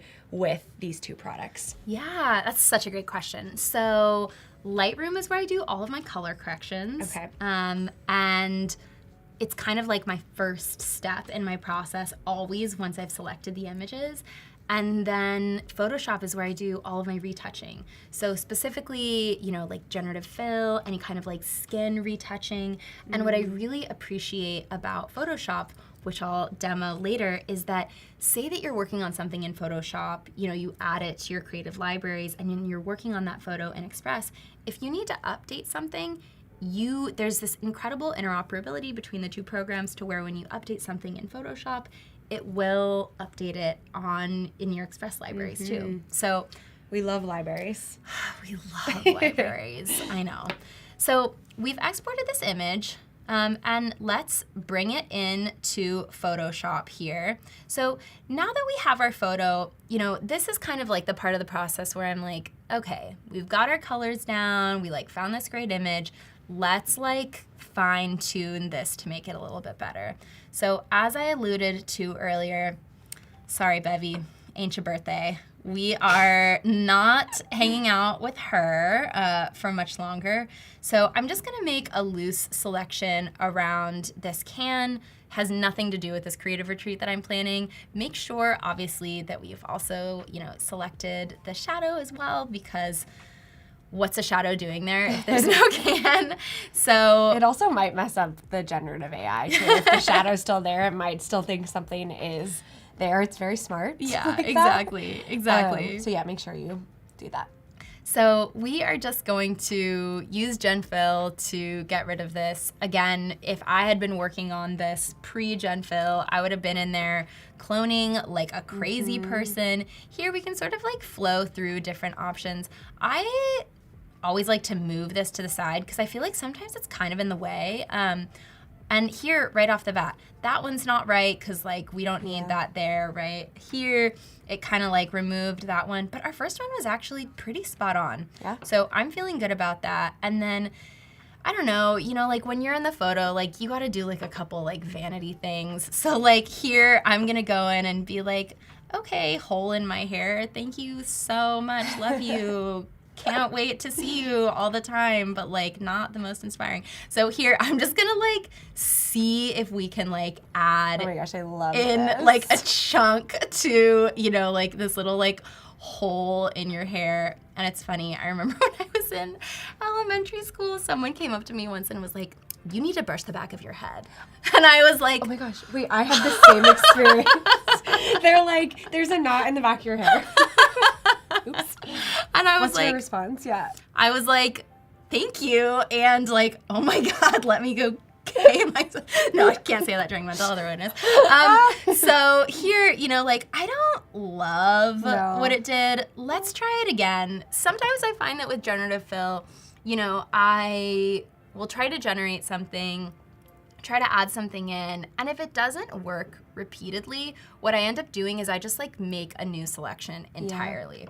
So here, let's zoom in, take a look at like what new strands it gave us. I'm not like loving, like, why does she think I want a hole there? Like, absolutely not. Okay, let's try that again. So here, I'm just gonna start my selection over. I'm gonna be like a little bit like looser here, and let's see if that makes a difference. You may need to include some more of the hair in the selection. More of the hair? Just so it knows like what to pull. I only know this because I have done this so many times adding hair. I have like the thinnest hair ever. Okay, we are gonna take Megan's suggestion and we're gonna pull more hair into the equation. Also, like, shout out to all the people that like never have gaps in their hair. I know. Like, are you just like winning life If so you don't hard? have to do this, that's great for you. Like, you must just like wake up feeling like the luckiest person on earth. No, you have great hair. You have great hair. Okay, so I feel like She's like, no, Anna, you have a hole in your hair. no, literally, she's like, we're gonna leave this. Okay, so you know what I'm gonna do? Actually, I am going to flatten this image and I'm gonna try adding it in again. So I've left a piece. So it did add a little bit. It did, yeah. And I'm actually gonna just try to add a little bit more and we'll see if that works. But in general, I'm like, do the thing that like makes you feel really good about the image, and like if it's like standing out and sort of like bothering you, then like You'll you know, look at it mess with forever. it. Yeah, exactly. So here, you know, I might do like the same thing here. Like, let's just see if we can add something in. And again, with generative fill, I swear you all, I like practiced this at home and I was like, is this gonna work? It worked every time. So of course on the live that stream. one worked. Yeah, that one was better. Okay, do we like, yeah, I like that one. Okay, let's try one more time. Let's see if we can get it to work. All right, I'm gonna pull in more hair as Megan suggested, and then this will kind of be like one of our last hair exercises. Some of y'all are probably like, it looks fine, don't worry It does about look it. There we go. All right, much better. Yeah, that one's great. I feel so much happier. Also, please, like, don't give me a complex around my hair. Okay, so now I'm gonna go in here, select the spot healing brush, and what is this, like a pigeon feather? I don't know. Oh, make sure that I have my background selected. And then I just kind of like go around and I'm like, is there any like pigeon poop or like something weird that I need to remove? This can seem really redundant, but I find sometimes that I'll just kind of like scan the ground because you just never know when there's gonna be like something weird. So I love that you're doing this because I think, again, this shows that you're like one of those professional photographers that like thinks through like every part of their image. It is like my biggest pet peeve. I'm in that stage of life where all my friends are getting married, and it is my biggest pet peeve when people don't remove like trash that's on the side, like their engagement photos, and there's like a little piece of trash or like a car or something. And like it's so easy. Literally. It's so easy to do. Yes, especially with generative fill. Like I did a project for a client pre-pandemic, and I remember I was doing interiors of the space and I was like, all right, like, does the space look how you want it to look? Like, am I free to photograph everything? And they said yes. And so I did it, and then afterwards they were like, oh, can you remove all the trash cans? And I was like, ah! It's gonna take forever. Yeah, I was if like, you don't have Gen if you Photo. don't want them in there, just move them. But now we don't have that excuse Yeah. because generative fill only makes us suffer if we're trying to be vain about our hair. Or what about little plugs in the Yeah. wall? Like, I feel like there's always plugs in the wall in photo, like product photos or something. Easy to get rid of. Exactly. If you take one thing away from this, is that you can easily get rid of pigeon poop in your photos. Yeah, exactly. We're the anti-pigeon poop club.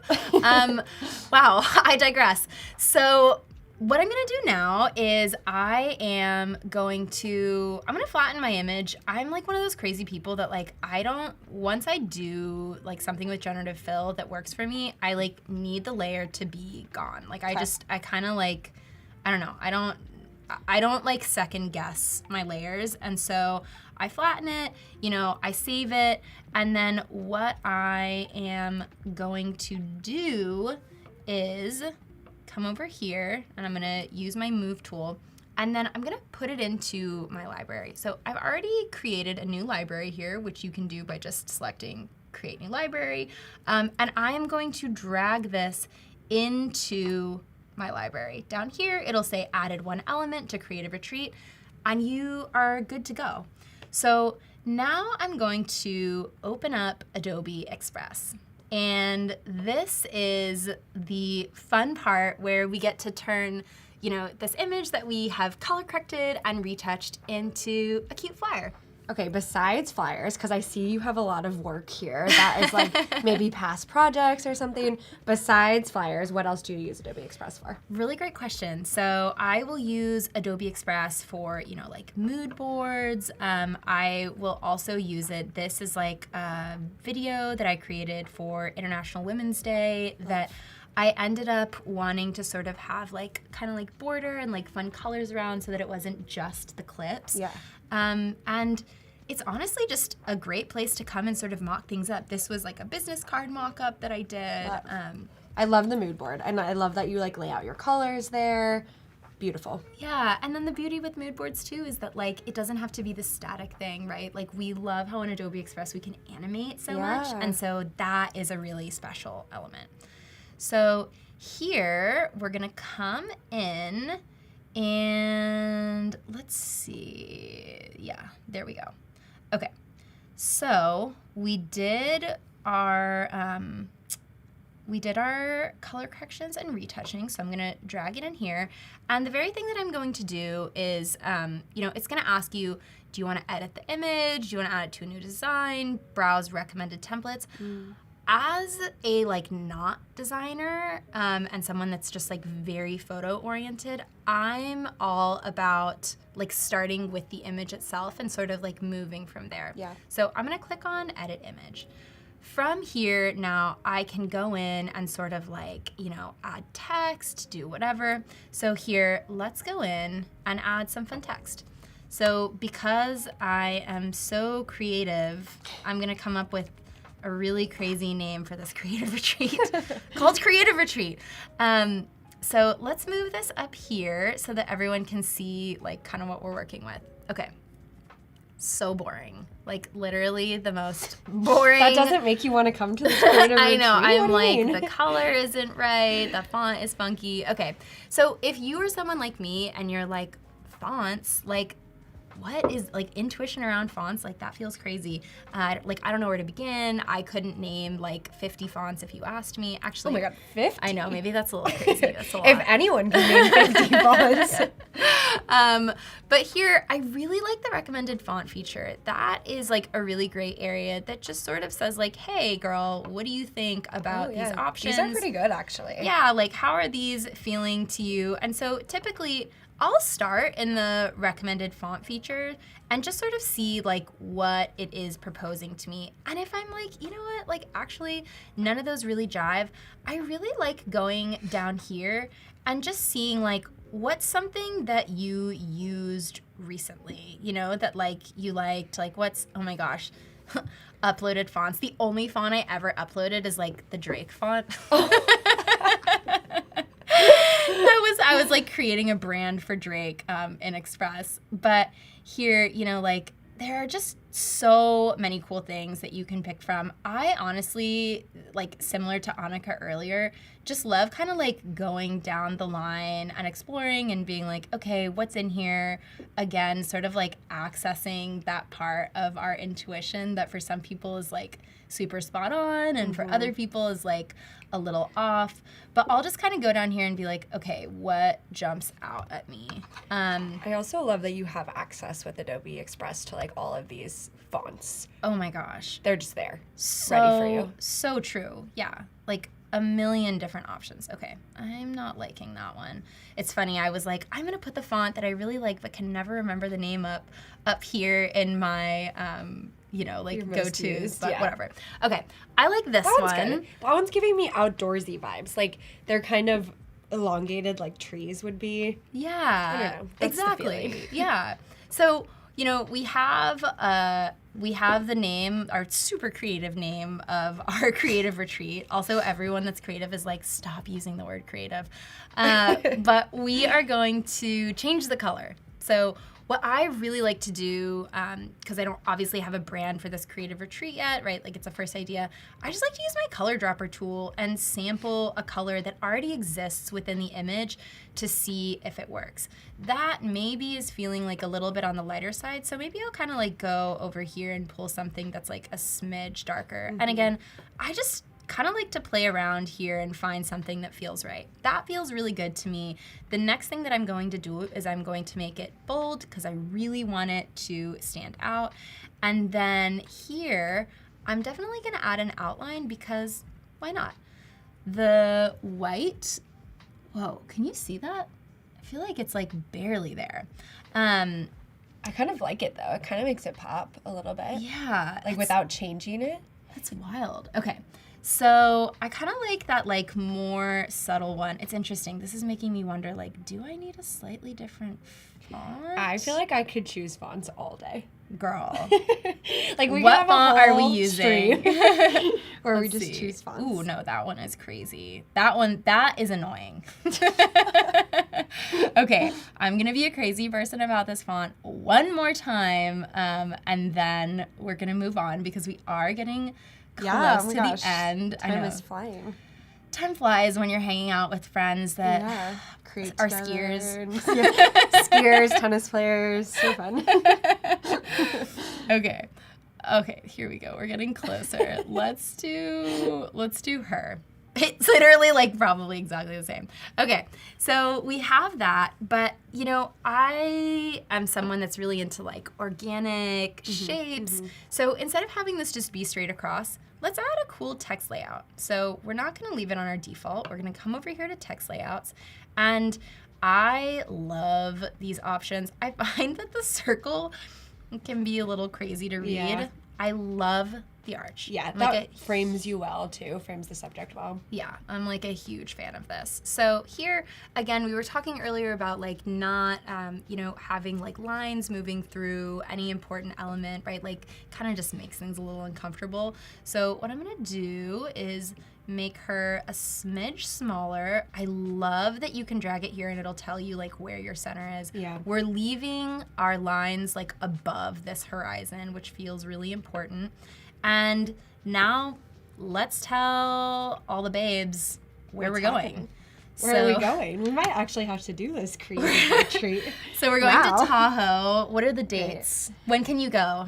Tell me like my some gosh. weekend dates. Like, not till August. Me personally, not till August. But don't plan around me. Okay, so Let's we're do gonna like do June 1st. I don't know. When No, is this we Saturday? need you No, there. that's too soon. Okay. We're doing August 1st through Through the August 3rd. That is a Yeah. weekend. Yes. Oh, good. just I was about checked. to say, if it's not a weekend, then it's like freelancers only. Okay, so here you can see the alignment is like not exactly what we want it to be, right? We have this very like symmetrical thing here, so we're just gonna go over here and we're aligning it to center. That feels a lot better. Let's go back in, add our cool font, and then add our outline. And then here, let's see if we want to do, oh, there we go. That's what I was missing. Outline thickness. Oh, yeah. That's what was bothering me. I want that to You want it to be be thick. chunkier. Yeah. I want to see more of the outline. And then we're going to do the same thing with her. Bump that up a little bit. You know, Can I make a suggestion? oh God. Sorry. Yes, I'm just kidding. No, just on the, okay, I don't know if you know how to do this, but if you highlight the Tahoe 8.1 to 8.3, Uh-huh. you can change the line spacing. That's what I was going to do next. Great. That was literally what I was going to do I next. stole your thunder. Sorry. No. Oh my gosh, no. Great minds think alike. Are you kidding me? Okay, where is this? Okay, I was like, so that's what I was looking for when I clicked on outline thickness. Here we go. There we go. Okay. All right, totally agree. Great. Great call out. Let's make them not so far apart because we need them to like each other a little bit more. And then how are you feeling about That the letter looks- spacing? I feel like it could be a little. Smaller. How's that? Yeah, that's much better. I feel like it fits in the confines of the I agree. circle better. So then we're gonna drag this down because we really care about that like alignment down here. So again, like y'all probably know that like once you're moving something around, it's gonna help you center it, and then also see how we have that like perfect thing. Yeah, we love that feeling. That's like, oh, feels so good.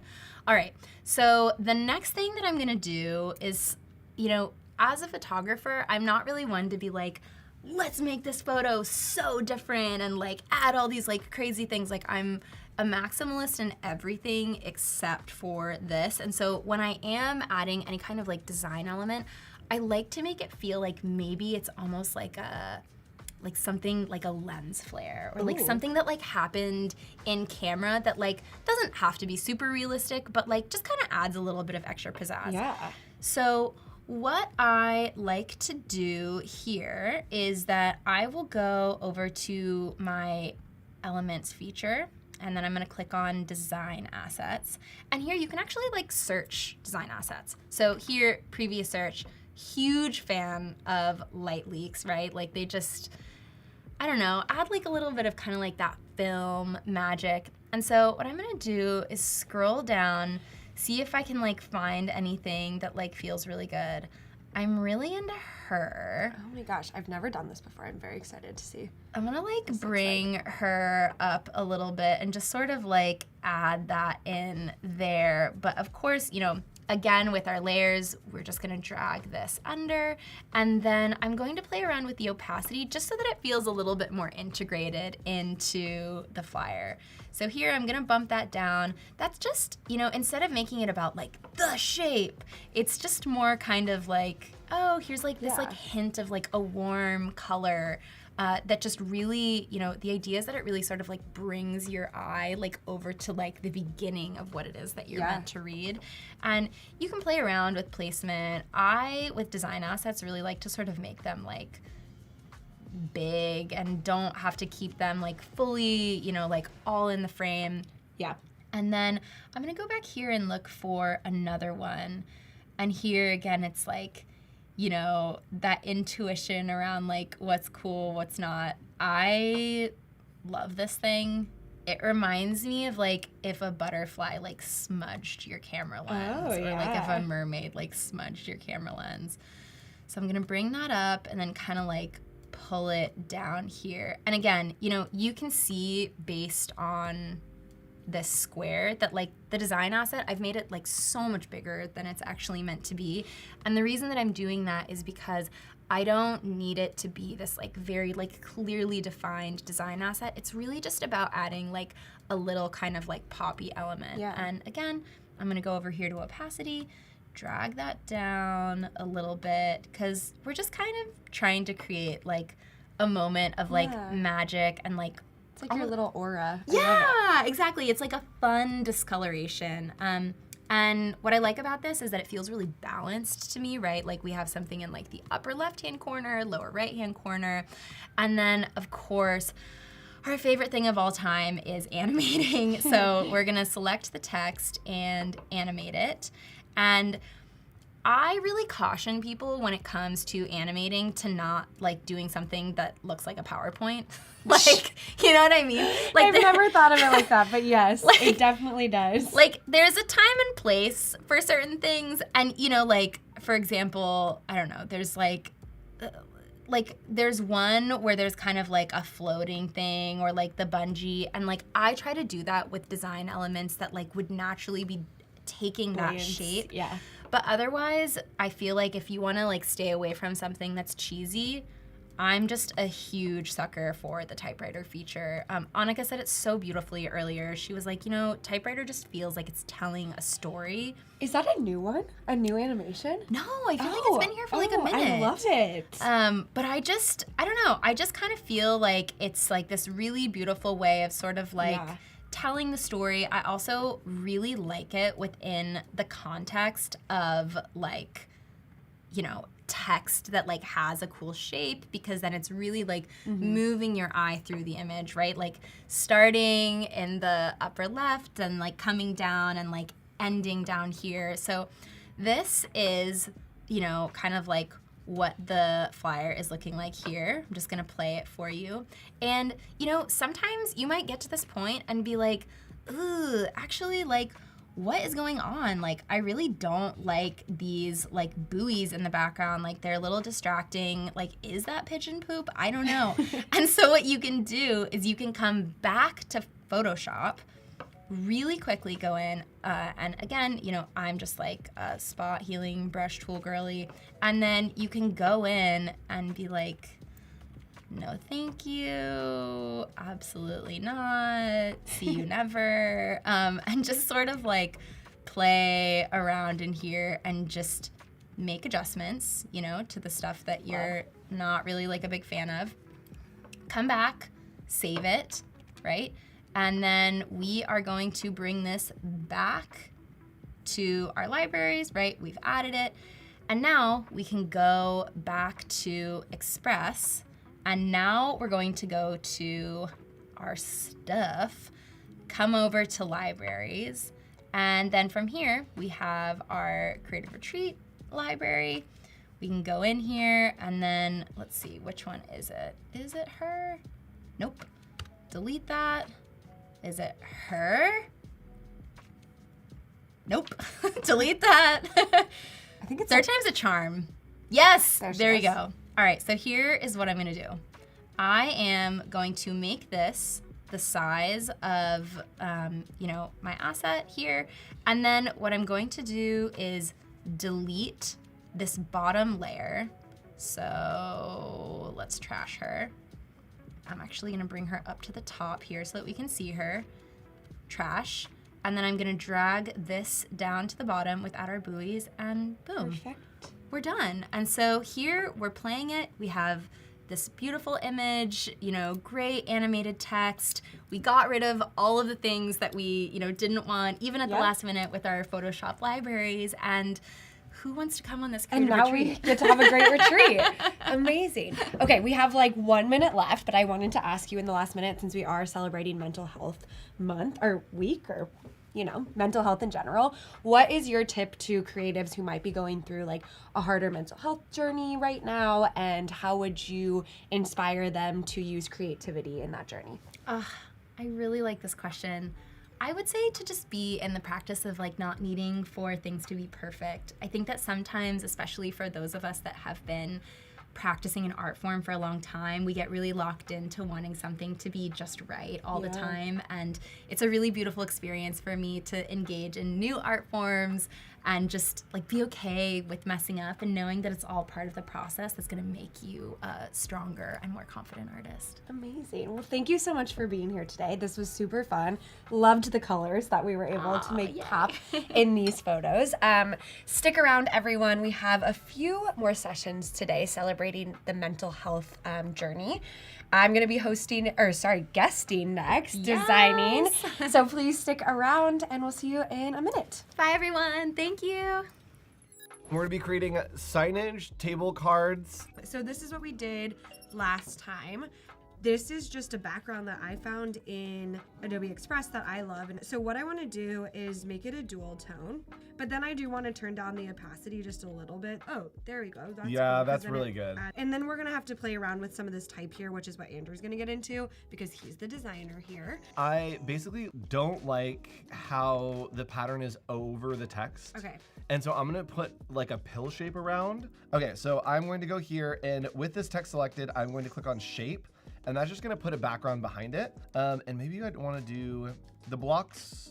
I'm not mad about the block actually. Okay. And then shape fill, I'm gonna use the little eyedropper tool, and let's see what happens if I just come here. It works. It worked. I also am going to now change this text just a Please. little bit. No, change it a lot of it. So when I'm working on a wedding invite, Mrs. Eves is my go-to. Ooh, okay. So we're gonna pull the letters in just a little bit closer. And then I'm going to use my alignment to just align this to the middle. So for me, this is why I'm a designer.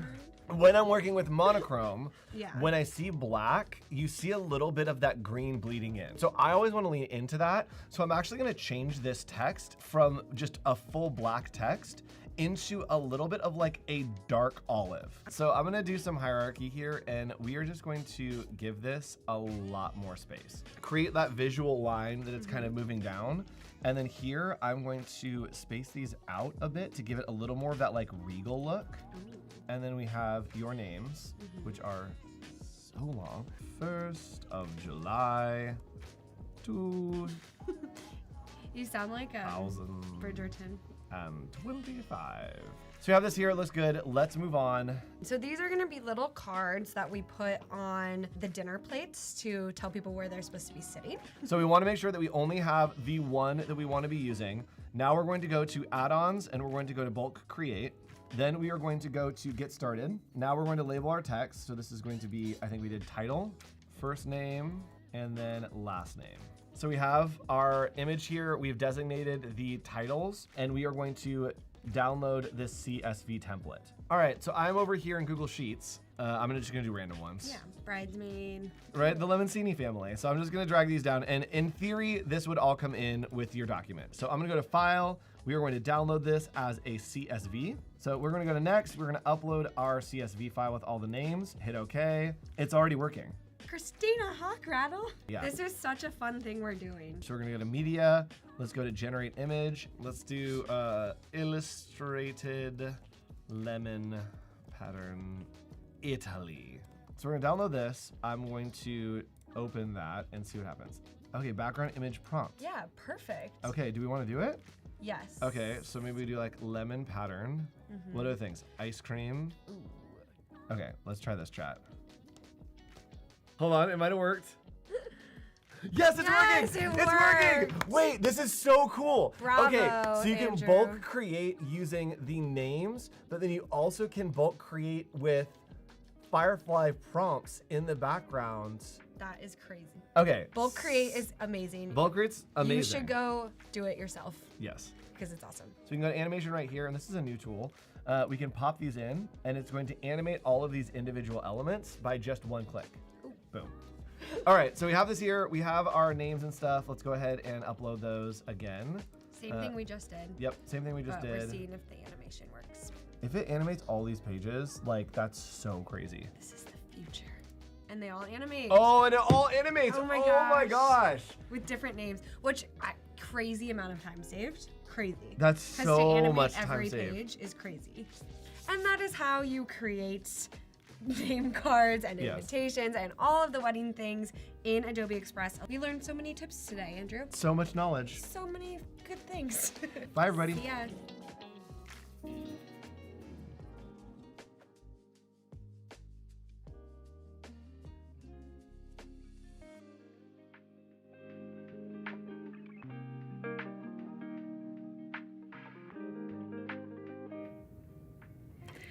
Hi, and welcome back. We're so excited that you are here today joining us. Today we have Meghan, and Meghan is going to be working on something special with a journal. Do you want to tell us a little bit about yourself and about what we're going to be working on today? Yes, thank you. Okay, so this is a beginner's guide to creating your own journal template. I want to stress the word beginner.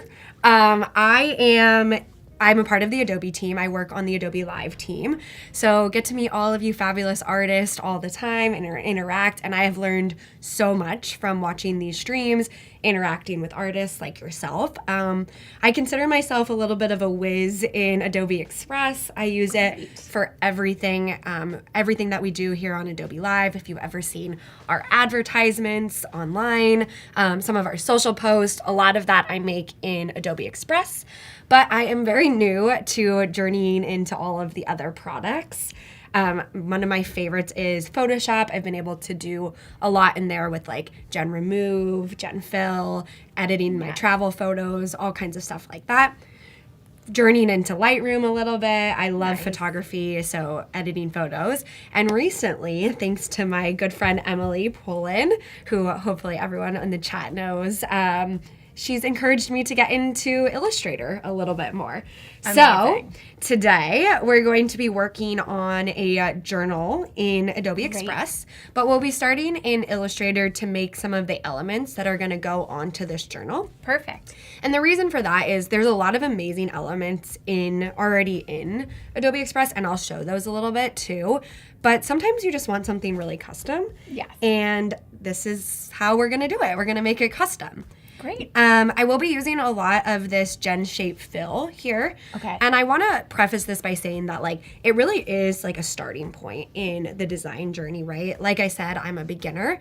And what I've loved about generative fill and all of the different AI tools in Adobe Illustrator is that it's kind of given me this like confidence to get started in Adobe Illustrator, right? Whereas before I was totally intimidated to even come into this program.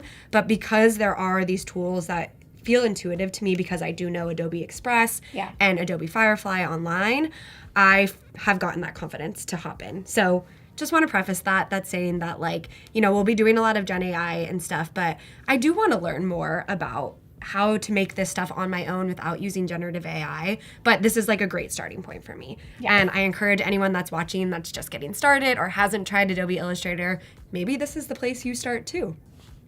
Sounds great. Okay. Can't wait. So jumping into it, this is the inspiration photo. So I saw this on Pinterest a few months ago, and I just love this vibe, the whole vibe of it. It's kind of got that like vintagey vibe. Sure. Almost like the February was pen written. I love these little pins, I guess, up here that are the cats. These vintage stamps are very like travel themed, which is like a big part of my life is traveling. So this is the inspo. We're gonna take this and change it into a journal. Great. Of course, we're celebrating Mental Health Month here, Mental Health Week. I keep saying month, week, mental health. And one of the biggest things that has helped me on my mental health journey is journaling. I'm not much of a like pen to paper writer. I'm a big typer. Yeah. So I love to make digital journals that I can then go in and like type on because it's just easier for me to express myself that way. Yes. So do you have, just out of curiosity, because I also love journaling and I know how important it is, do you have like a specific time and place that you set aside for journaling? Like how do you incorporate that? Ooh, that's a good question because it's hard, right? With like the busy schedule and stuff. And like I'm not an early riser, so I'm not going to do it before work. I always like to work out and spend time with my partner after work. So it's a lot. I love to do a midday journal sesh. That's great. Because I find myself a lot of times I'm sitting at my desk and I kind of get this like nervous pent up energy having been on calls all day and working, that being able to be like, okay, I'm going to eat lunch and then takes 10 minutes to journal, maybe sit outside. It's like a nice breakup of the day and I look forward to it. So that's usually when I journal. Cool. And I'm alone at that time too, which I think is important to be able to like clearly express myself. Okay, so from here, what I did is after I saw this, again, the things that I was focusing on were like the travel, this kind of like vintage vibe. I almost find this kind of like whimsical, a little bit like history too, because there's some like historical figures there. You know, we got this British flag down here, the Leaning Tower of Pisa. So I kind of went for that like Italian vintage vibe. And these are all just stock photos that I found on Adobe Stock. And so that's what I typed in was like whimsical, vintage, Italian. Amazing. And these all just came up on Adobe Stock, and then I licensed them on Adobe Stock to use as my inspo photos. Very cool. And then this is kind of where we're going. I'll give you guys a little sneak peek. This is the digital journal that I put together in the pre-show. I think we can make it a little bit cuter going into this session together, but just so you know where we're going, this is the goal. Love this. Okay, so the first thing I'm gonna do too is I wanna pull a few more inspo photos. I loved these from stock. I will say that this took me probably an hour to find these 4 photos because I am very picky and I have like the vision in my mind. So I do also want to go into Adobe Firefly and just see if I can get some inspo. So I had just copied my prompt. And I'm gonna go in here. And so this is kind of the idea that I'm going for. So like a mental health journal for a woman who is obsessed with history, vintage, England, you know, pulling inspiration from this guy. Yeah. And a woman who is a girl's girl. I think that that's like super important to my image and my brand. So let's see what it gives me. It gave me some great things earlier. Oops, why did I? So let's see if it gives me what I want now. And again, I'm just using, this is not, maybe because I entered it 7 times. This is not like what I'm not going to use this for anything, but I just want to use it as like inspo. Yeah. This one is fun. I really like this one. What I'm going to do actually though is... Just wanted to call out, someone in the chat had a great suggestion, Oh, which tell me. is the idea of using a digital journal because you can use voice to text. Ooh, yes. Oh, such a good. Actually, Yeah. I was thinking about that the other day because I like can obviously talk. Yeah. And sometimes it's nice to just like go on a rant and like Yeah. to have it in paper. If I Great could- suggestion.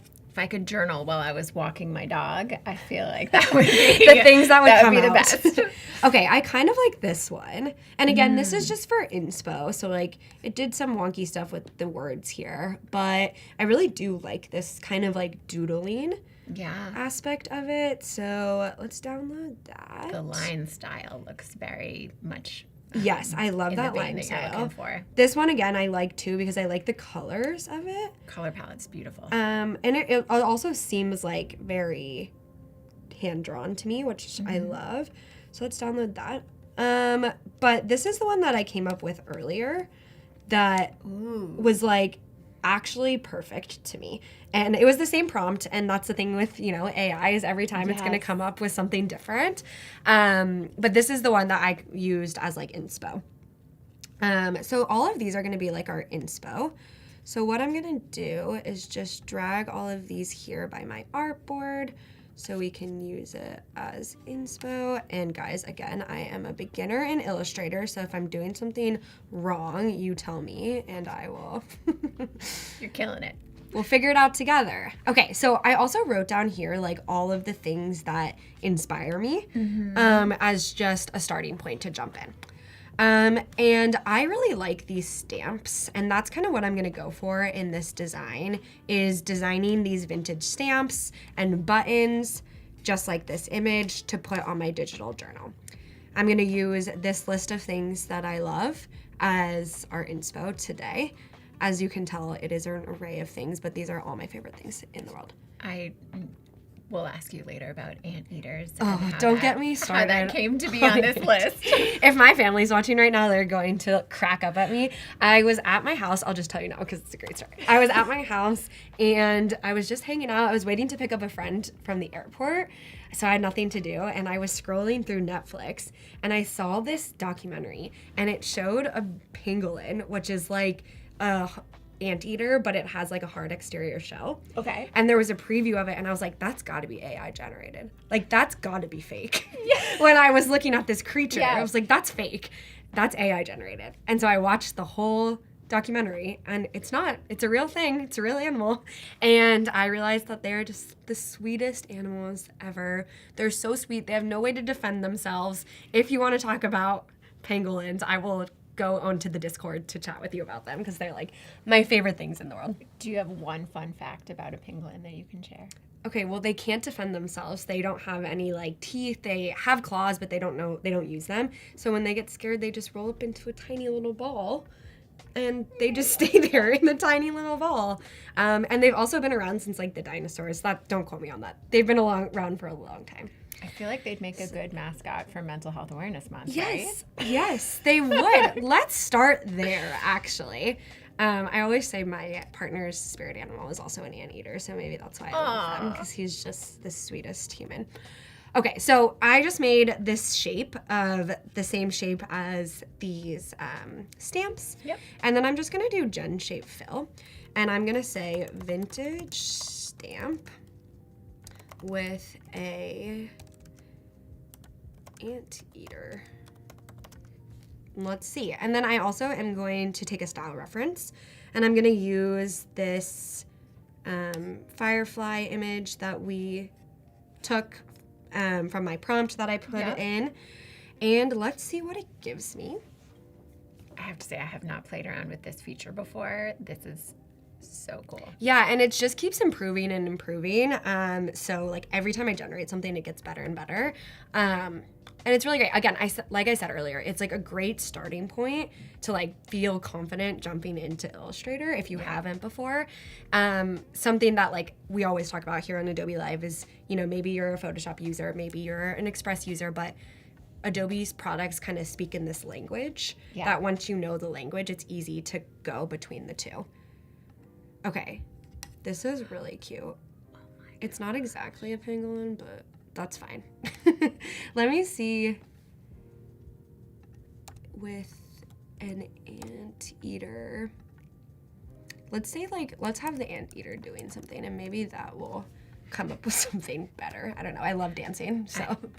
Your prompts are so fantastic. I feel like Thank you. that's the amazing part about using something like AI is that if you're giving it a really unique prompt, like you're still coming up with a very unique design. I think that like prompt writing is a skill in itself and Yes. something that needs to be like massaged, and even I can do better at that. But it's definitely gonna, I don't know who that is, but she's kind of fabulous. Okay, this is kind of exactly what I wanted. Oh my gosh. Like, it's so funny. I don't know who he is, but I love him. And that's gonna be our first stamp. And then I don't love the colors on this one though, even though I used my reference image. So what I'm gonna do is I'm gonna go to edit, colors, and then I'm gonna start with just recoloring it. And then I also will show the Gen Recolor because I think it's super cool, but I also just kind of like to play around with this little color wheel and see if I'm getting anything that I want. That's kind of where we started. So let's go to Generative Recolor. Okay, they have all of these presets ones in here that I could choose from. Let's Sandstone Beach. I kind of like that vibe. Let's see what it gives me. That's kind of creepy to me. Okay, let's try. Oops. Let's go back. Let's go back to our edit, recolor. Let's try like Italian beach summer. Let's see what that comes up with. Ooh, okay. This is like what I wanted.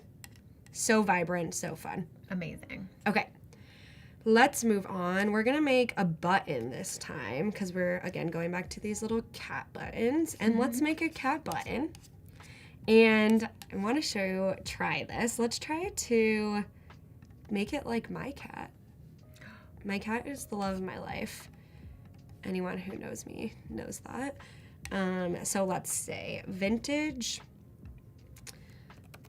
button with a picture of a gray tabby cat with bright green eyes and a pink nose. I find that if you're more descriptive in your prompts, it makes it easier. And then for this one, I want to do a different reference image, and let's go to this like pinky vibe up here because I want to give her kind of that like more feminine vibe because she is one of the girlies. My cat. What is your cat's name? Her name is Kit. Kit the cat. I'm looking at the chat. We are live, so please ask any questions if you have them in the chat. I feel like I need to get jokes for as I'm generating during the downtime. Oh, I like because that it always plan. takes. Do you have any good cat jokes? Oh my gosh, no, I don't. Okay. They're so cute. Oh, that's wonderful. Oh my gosh, the whiskers are a little weird on that one. Let's see this one. Okay, she's so cute. I love that I gave her this little regal crown thing, and I think that really fits the vibe of this reference image, so I love that. And I guess I'll do one with my dog too. I obviously love him, but my cat's my girl. Okay, so we're gonna say vintage button with a picture of a black dog with a white spot on his head. What kind of dog? He is a mutt that my fiance found in Italy, actually. So he really does fit this like Yes. Italy travel vibe. We found him on a family trip in Italy. Wow. Yeah, and brought him back. So we think he's an Italian Greyhound, so definitely fits the vibe here. And what's his name? His name is Al. Al. A-L, yep.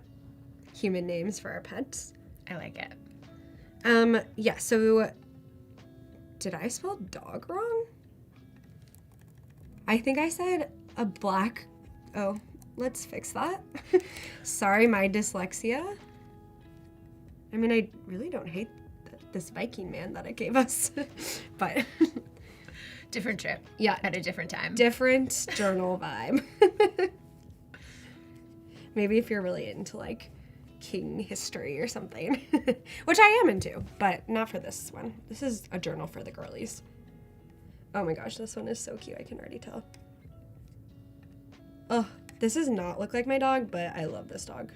Cute. And I actually also love this little king man. So I'll keep both of this. Yeah, so you can see that I didn't change the reference image, so it still pulled in the kind of like Yeah. beigey kind of regal look that one did. Okay, let's do a few more. I think that these would be hilarious, like these pizza and dumpling ones. So let's see what that gives us if we do. So I'm gonna go back to my rectangle tool, draw out the shape that I want, and then I'm going to say Gen Fill, and we're gonna do a vintage stamp with pizza on it. And then I do want to change the reference image, and I really want this one to scream like vintage stamp. So I'm gonna go up to this kind of male to give me my reference image. And again, I just got all of these top 4 from Adobe Stock. Yep. And then this one was Generative AI through Adobe Firefly. So let's see what that came up with. I wonder if you could also change it to say, or do one where it says postage stamp. I don't know Oh, if yeah. like how you could distinguish between like a rubber stamp, which Yeah. might be kind of cool because those also like that circular one up there. It is could be also- like a rubber stamp. Yeah, Yeah. I actually, in the other one, I added like a little stamp in the corner, Yeah. but it was just an asset that I found. Okay, these are really cute. Oh. Really, really cute. I like how that one actually says pizza. It did a good job with the Yeah. wording, which it usually Yeah. doesn't. And so. that arc is cool. Okay, and then let's just make 2 more. I could literally make these all day, and I did the other day. So. Okay, let's try let's say vintage postage stamp with a dumpling on it. I also made these stamps the other day for, once I started doing this, I made them for like my wedding invites to put little like Nice. fake stamps on them, and Oh, that's great. I feel like there's a lot you can do with this, and it's just a really simple workflow. It's super easy. Like I said, I'm a beginner, so easy to go through. Okay, this will be the last one I make. Again, I could literally sit here all day and make them, but is this not the cutest little dumpling you've ever seen in your life? Let's see what else it gave us. That one's kind of a deflated dumpling. Okay, I like this other one because I don't love that like the words are funky, but this one you can't really see as much. Okay, so those are our stamps that we're going to use. Great. And then I am going to bring them into Adobe Express and we will get designing. So what I'm going to do is I'm going to pull up my libraries tab and let's see, there we go. Okay, so this is my wedding library. Let's go to mental health journal. So you can see I did put a bunch of stuff in here already. Oh, I will say these are some other things that I gen filled. Yes. And I'll just show you guys that really fast because instead of making the square, what I did was just took the pen tool and made, what should we make? Let's make a little sunflower. So from here, I just really fast, this is not what I wanted, let's start over. Okay, really fast made like the outline of the sunflower. And it doesn't have to be perfect because it's really just giving it like a guideline to follow and then it will do its thing. But I'm just kind of making like a tiny little Sunflower. And again, guys, I am not a Illustrator girly, so let's just see. Can I show you one thing that might Yeah, change tell how me. you do that? Tell me. Okay, so We're learning together. I like to use the brush, and I would just just hit B. Yeah. And then you want to switch to the blob brush, which, Okay.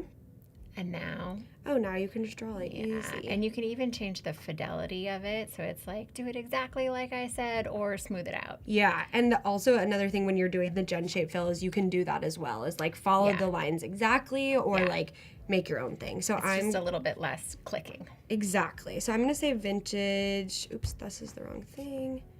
We want. Oh, okay. So this is going to then change this process because now we're doing a generative vector instead of a generative shape fill. So you could change it into a shape, but let's just see what it does here. Vintage sunflower. Jess says hi in the chat. Oh. Love. Okay, sorry, I got distracted with friends. Vintage sunflower at golden hour. Ooh. And again, let's do style reference. Let's choose our assets. And I feel like this one is giving the most like sunflower vibe. Mm-hmm. So we did that, and let's see what she comes up with. And so just to recap, this is how you got the cat and the drinks on Yeah. the right? Yeah. Cool. I drew like it with the pen tool, like I Yeah. was showing you. Apparently I can draw a cat shape better than I can draw a flower shape with the pen tool. But yeah, I just drew like the general outline of that cat and then just did generative shape fill. Very cool. So this is a little different because this wasn't generative shape fill. This was generative vector. So I don't even need to create a shape to create this. It looks amazing. Yeah, it just made it for me too. I love this feature. It's super fun. For me personally, I do love the generative shape fill because the reason why is because like I want to feel like I have some skin in the game, Yeah. you know? So let's see what it would do with this shape. Yeah, like I just like to have some skin in the game. Like, hey, I drew this flower that started this all. But you know what? We talked about this in the last stream with Anna. There is no right way to do anything Yes. in any of these programs. And if you are a beginner, this is amazing. And if anyone's telling you you're doing it the wrong way, then you know what? Find another mentor because there's someone who will teach you the right way to do it. Okay. And then I'll come up to here and then let's see generative shape fill.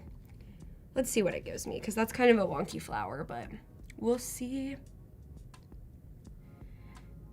Yeah, they're talking in the chat about the boards beta has just been released in Firefly. If you haven't checked that out yet, I would definitely check it out. It's like a great way to make mood boards, kind of like what I did on this side. I was trying to think if it was right or left, but it's all wonky to us because we're not here. Okay, so again, like this would be much better if I had done a good shape, but actually I don't hate this. It kind of just looks like a little flower that had a bite taken out of it, which my cat eats my plants all the time, so that works for this. Okay, so what I'm gonna do now is go into this library. I already created this library for this journal, and all I do is like take a full scan of it, and then I push this little plus button and graphic, and then it's gonna drop it right in there. Amazing. So let's do that a few times. Graphic, drop in there. And I like to do them all as separate ones because I could do them all together, but then it's going to be harder to like edit them when I get into Adobe Express. And then are you able to open these up separately from the library later if you wanted to edit them? Yes, you can open them back up in here. They like talk to each other. So now that they're in my library, I could just open it up as like a new file and edit it as a new file. Great. I'll show a little bit too later about how if I want to change something after it's already into a design, how I can come back and change that. Oops, we already did this. Let's add you to this graphic. Okay, so now everything is added to my library. And let's go over to Adobe Express. Okay, so, and Jess, I am going to be designing the journal cover, and maybe this is a little sneak peek of it. But what we're gonna do is start our journal page. And I'm gonna come in here and do a flyer size. And actually, let me come back here because, oops, how I got to there is I just went to my stuff and then I have created a folder for this. So that way I can keep everything That's great. in one place. And what I not know wanted about to folders. get from this is I want to know what this size is. Okay, 8.5 times 11. The reason I want to know what size this is because that is the size of your iPad. And if you want to do like journaling on your iPad where you actually can write, I think that this is a great size to go with. So 8.5 times 11. And I'm actually going to do the file directly in here so that it's auto saved into that folder. Okay, and then we'll just go to resize. It's already 8.5 by 11. Great. And then, like I said, I am new to the design space, but what I really love about Adobe Express is like, I do feel like I have like a designer's eye where I can tell if something looks good or not, but I don't know where to start sometimes, and it can be overwhelming to start. So what I love to do is go to our templates, which is here, and then I'm gonna type in journal page and see what it comes up with. So it has a lot of templates here that you can use. I even love that this one is just like a piece of lined paper. But, oh, I also love this one, but not exactly the vibe that I'm going for. I want one where it has space that I can write something and also space where I can have like the date and stuff, because that's really important to me. I like to be able to go back and say like, okay, last May, what was I feeling? How are things going? How has my life changed? How have I improved? So I'm looking specifically for one that has that kind of assets. What if we did journal entry page? I really think you could actually spend literally forever looking through the templates in Adobe Express because there's so many of them. And what I love about them all is that they're all like really well designed, which sounds like intuitive. Like, of course, we're Adobe, they would be, but there's stuff that like I would feel okay like just jumping right into and not even changing that much because they are so well done. And I will also say that they're all commercially safe. So if you do want to use any of these in your like business, then you can. Okay, I don't see what I'm looking for, but this one kind of has the elements that I'm looking for in it. Sorry, I'm super zoomed in now. Let me zoom out. And there's so much that you can. I started playing around with some of these too. I was getting tired the other night and I still had more things to create, and I was like, well, can I start with just partway there? And I was really excited to be like, okay, that at least got me underway and like unstuck from my head, when in my head I was like, I want to take a break. It's like almost like using Adobe stock to like find your inspiration, right? Like you can use these templates as a starting point. Okay, sorry, had to reload it because it wasn't giving me the size option I wanted. I also like that you're sort of just coming in then as like a creative director, as an art director. I'm like, oh, I can start by having an opinion on what's already here and then work on tailoring it to be a little bit more what I'm looking for. Okay, for some reason it did not save what I wanted to do, so let's go back to Flyer and restart. This Zoom is so weird. So sorry, guys. 1 second. Let me fix this. And Jess, we were talking about, she was asking about, having something printed, and we're working on doing something that could be digital, or, I mean, if you're going 8.5 by 11, it's also very easy to print. Exactly. And you could have some loose sheets. I'm definitely I need pen to paper. Pen to paper. Yeah, totally. That's why I wanted to make it like that size, so we could print it on a piece of paper. That's like the default flyer size even. Yes. So I think that it's perfect for printing. Okay, let's try one more time. Flyer. Okay, we're back. Okay, Great. So let's go to templates and we'll say journal page. And then which one did we like? It had some check marks on it, or some like check boxes, some like yellow check boxes on it. Yeah, and I think it said something about summer. This is really crazy. There's so many. I could go through all of them forever. I think we're getting close. And they're constantly adding more too, which is maybe why I can't find the one that I originally liked. Journal entry page. That's what. Oh yeah. Let's see. What did I previously look at? Okay, journal entry page. Let's, you know what, just go with this one actually. And the reason why is like because I love the boxes that it's giving Yeah, me. those dotted edges. Yes. Sort of feel like they've got potentially stamp vibes too. Exactly, yeah. Okay, there we go. Actual size is what I needed to hit, guys. Okay, so I'm gonna get rid of the rock because we don't care about the rock cycle. And this I'm gonna say journal entry. Actually, you know what I'm actually gonna do? I'm gonna write the month that it is. So today is May. And great. then what I'll do is this will be like your May template, and then you could change it Yes. for every year or every month. So the first thing I'm gonna do is I'm actually gonna bring in some of the media that we looked at because I wanna copy some of those colors that we used. So I'll come over here into library. And then I have this Adobe Live mental health session, and there are all of my little guys that we made. Amazing. Let's take, I loved this one, and this I didn't make on screen with us, but I made it the other day when I was practicing. So I love this yellow that's in here, and I see the background is kind of already that like vintagey stamp background Yeah. color, but let's go in and change the background color. Actually, you know what? I don't hate the background color. Let's leave the background color for now. Let's just focus on the text. So I am just taking the color picker and I'm gonna pick one of these yellows that's in here. And then I do love this, because once I picked one of these yellows, it wasn't exactly the one I wanted to pick, but it gave me some of these options. And I like that one because it's a little bit more yellow. Okay, and then like in our inspo photo where we first started, I am just going to put a stamp in this upper right-hand corner.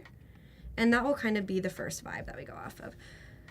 The cool thing about Adobe Express is it actually lets you put it in like off the screen. So I kind of like that as like if it was hurriedly put on there. Yeah. And then I'm gonna say date so that you can enter the date. And then we will put, what else can you put here? Date. I like having even like location. Location, yes, Yeah, because you what might if be you're traveling. traveling? And then this font is absolutely not giving the vibe. So what I'm gonna do is I'm actually gonna go over to Adobe Fonts. And I love to use Adobe Fonts. You can also go over here and just browse through the fonts for hours, but I actually will spend hours browsing. So I want to actually go in here, and I like that you can type in kind of like the vibe that you're going for. So I'm just gonna do like vintage, and then this comes up with a lot of like Art Deco vintage. So I'm gonna say like vintage, what do I want? Vintage, like Regal, maybe? And let's see what that comes up with. And it's just giving you suggestions. Okay, that didn't do what I wanted to do. Let's just say Regal. And let's go. Okay, this is much better. I love this kind of like Ooh, yeah. handwritten, swoopy one. This one is the one I want because it looks like someone wrote this with like a quill. Yes. And that is what I want. So, it's gonna make me log in to both now. So maybe we can just get off of my screen while I log in, and that way you don't all see my Adobe ID. That would be fun. Are you working on any cool projects right now? while we get this loaded? Well, I just finished up a mural project with Ooh. You Are Not Alone Murals, where I painted and also organized a number of artists painting. We all did one very large wall, so that was super exciting. Was that local in Brooklyn? It was in Lower Manhattan. Okay. Um, Annika's from Brooklyn, everyone. and I have to say, like, I love this idea of keeping more of a journal, because I feel like it falls off for me. I tend to only write when I'm like having a hard time. Yes. And then that's not what I necessarily want to reread later. So more of a daily practice feels like a better way to. And we're going to jump into like how I'm going to structure this is giving you prompts, because I think that that's super important. Like, Yes. to have those prompts, because otherwise you're just like, today I did this. Can I tell you my favorite prompt? Yes. right Oh my now? gosh. Let's do it as our prompt. What is it? So, I've been doing a gratitude one, but sometimes I feel like that's just stuff that is happening to me, not stuff that I've done. And I've been very overwhelmed. I'm very good at making a to-do list every day. That somehow I find time for. But then I put too many things on it, and then at the end of the day, I feel like garbage about myself Because you didn't do it all. Right. Yeah. So I've started instead writing win, win, win. So like, what are three wins that I love had that. today? And like, this comes from my friend Morgan. I think her post-it note, she has a post-it note that says win, win, win by her desk. And I think it means something different. But for me, it's like, what were the wins today? Like, did I manage to get my kid to school on time with a packed lunch? Great. Total win. Like, The small wins. Yes. Yeah. Yes. So, like I made 5 minutes to meditate. Like, win. Yes. So just a nice way to like track what it is that I made happen in that day. Okay, great. That's where we're starting, is with our win-win-win. So all I did there, now that we're back logged in, is I downloaded this one right here, Raphael, and this one, Timberline. And then it was automatically in my Adobe fonts after that. So I could go ahead and just like change everything into what I want. I know this is so nitpicky, but I'm hating this color now and going to change it into this like darker. Okay. Nice. So now we have the day or the month, the date, the location, and then our first prompt is going to be tell us your wins. So I'm starting from a template, so this block is already here, but this is just a normal rectangle, which you can get over here in your elements and then come over to shapes, and you could just draw out your regular rectangle. But because we started from a template, it's already here. I want to round these corners to make it a little bit more whimsical. Nice. And then I really love all of these different border styles that it has, because to me this one feels very like notebook at school. But if we changed it to more of like a blur, then I'm gonna make it big so you can see it. But it kind of gives us that like florally vibe here. Yeah. I'm gonna make it small. It's subtle, but she's there. And then I'm going to come back over into our libraries. Again, these are things that we generated in Adobe Illustrator and stuff that we did in Adobe Illustrator, but I want to bring it in because I want to get those colors from it, so that the whole page vibe is the colors. I want to show you this one because this is the original anteater that I made. As we were talking about, I love anteaters. So for now, I'm just going to put this one here. I'll probably move him around later, but I want this red color. So I'm just going to come in here, go to color, and go to the style picker and get his red out of his journal or out of his clothes. So red. And then that way it's kind of going with this theme more. We have the same colors.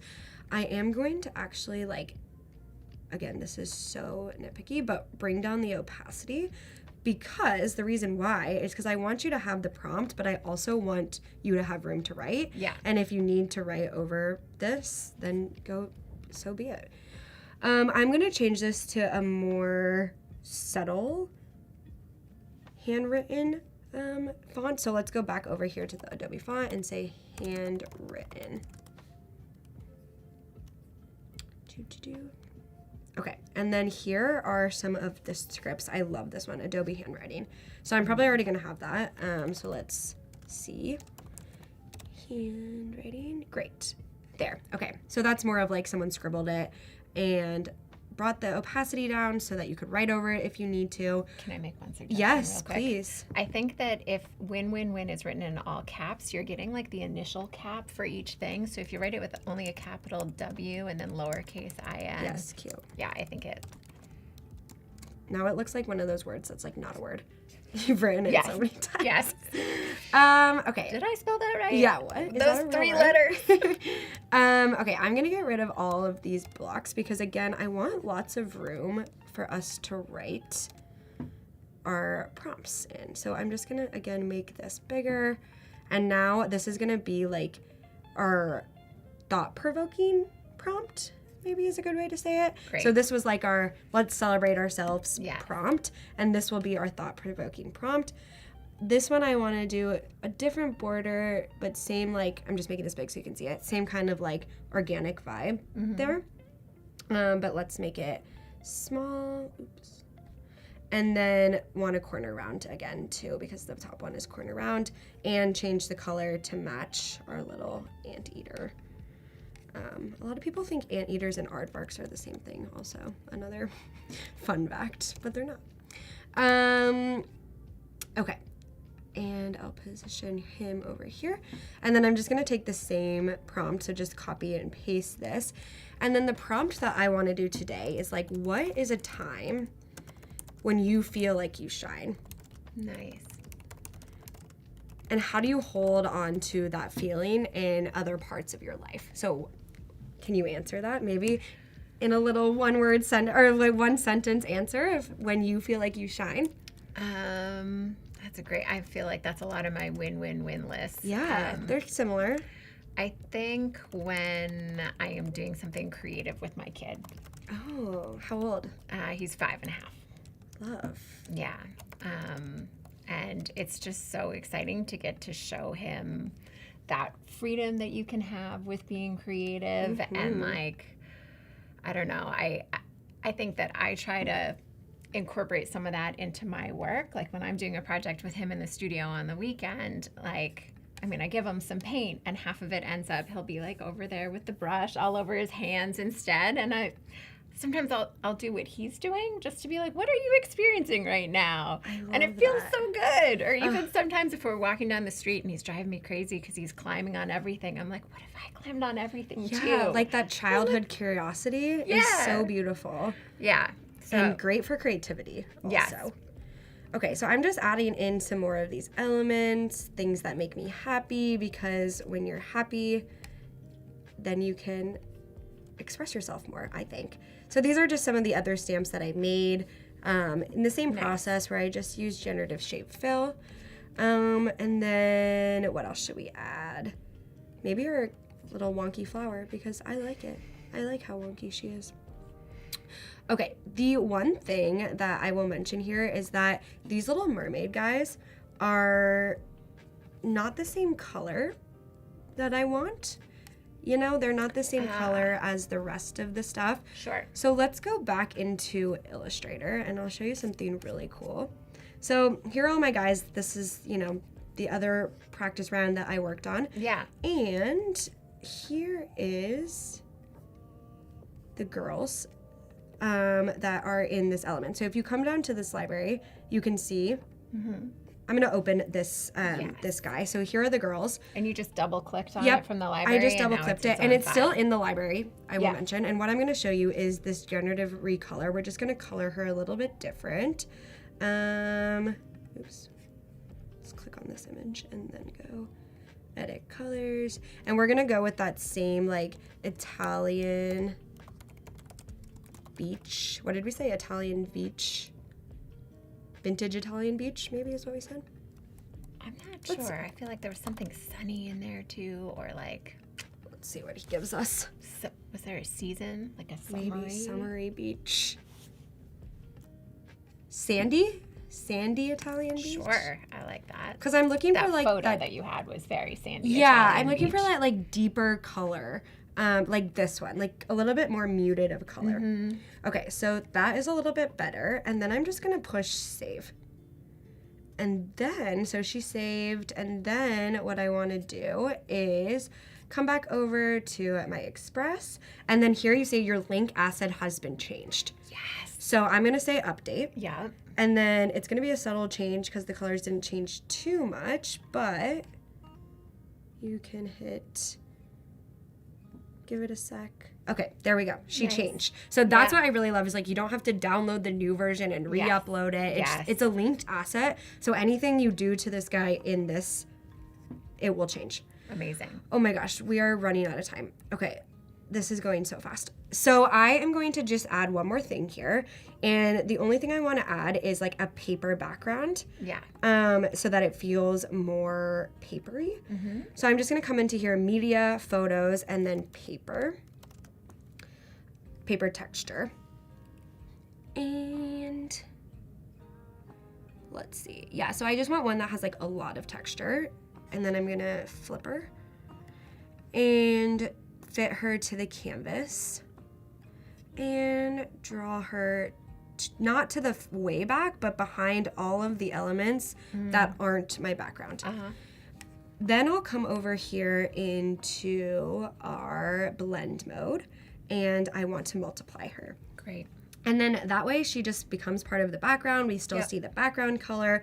I do want to bring down the opacity like just a little bit so it's not overwhelming, but there's our journal page, everyone. I love it. You could add more stickers. You could make each day different stickers. But in the last like 4 minutes, I want to see if we can design a little cover for this. So I'm just going back into my folder, finding the folder, and then this little cutie is me as a child. So I'm going to create the same size. Bring this photo in here, and this is, I uploaded it into Photoshop so I could bring up some of the saturations. I don't know if you can tell, you probably can, but this is a photo of a photo that my dad sent me. So I tried to make the colors like a little bit more balanced. I am not proficient enough to edit the photo to make it look brand new, but I'm sure there's people out here that could do that for me, so maybe I'll send it to you later. But it's okay because I really just want myself. I don't want the background. So I'm going to remove background. And the reason that I'm doing this, it did a really good job, very easily. The reason I'm doing this is because I don't know if you've heard the like thing when people talk negatively to themselves or are having a negative experience, they say like, would you say that same thing to your 5-year-old self? Yes. So I want to put her on the young me on the cover of my journal because it's like a reminder that every time that I'm writing in this journal, I'm writing to her. And it just makes me feel kinder to myself. And I think that's a good tactic. So I'm just going to come back and say journal cover. Journal cover. So let's see.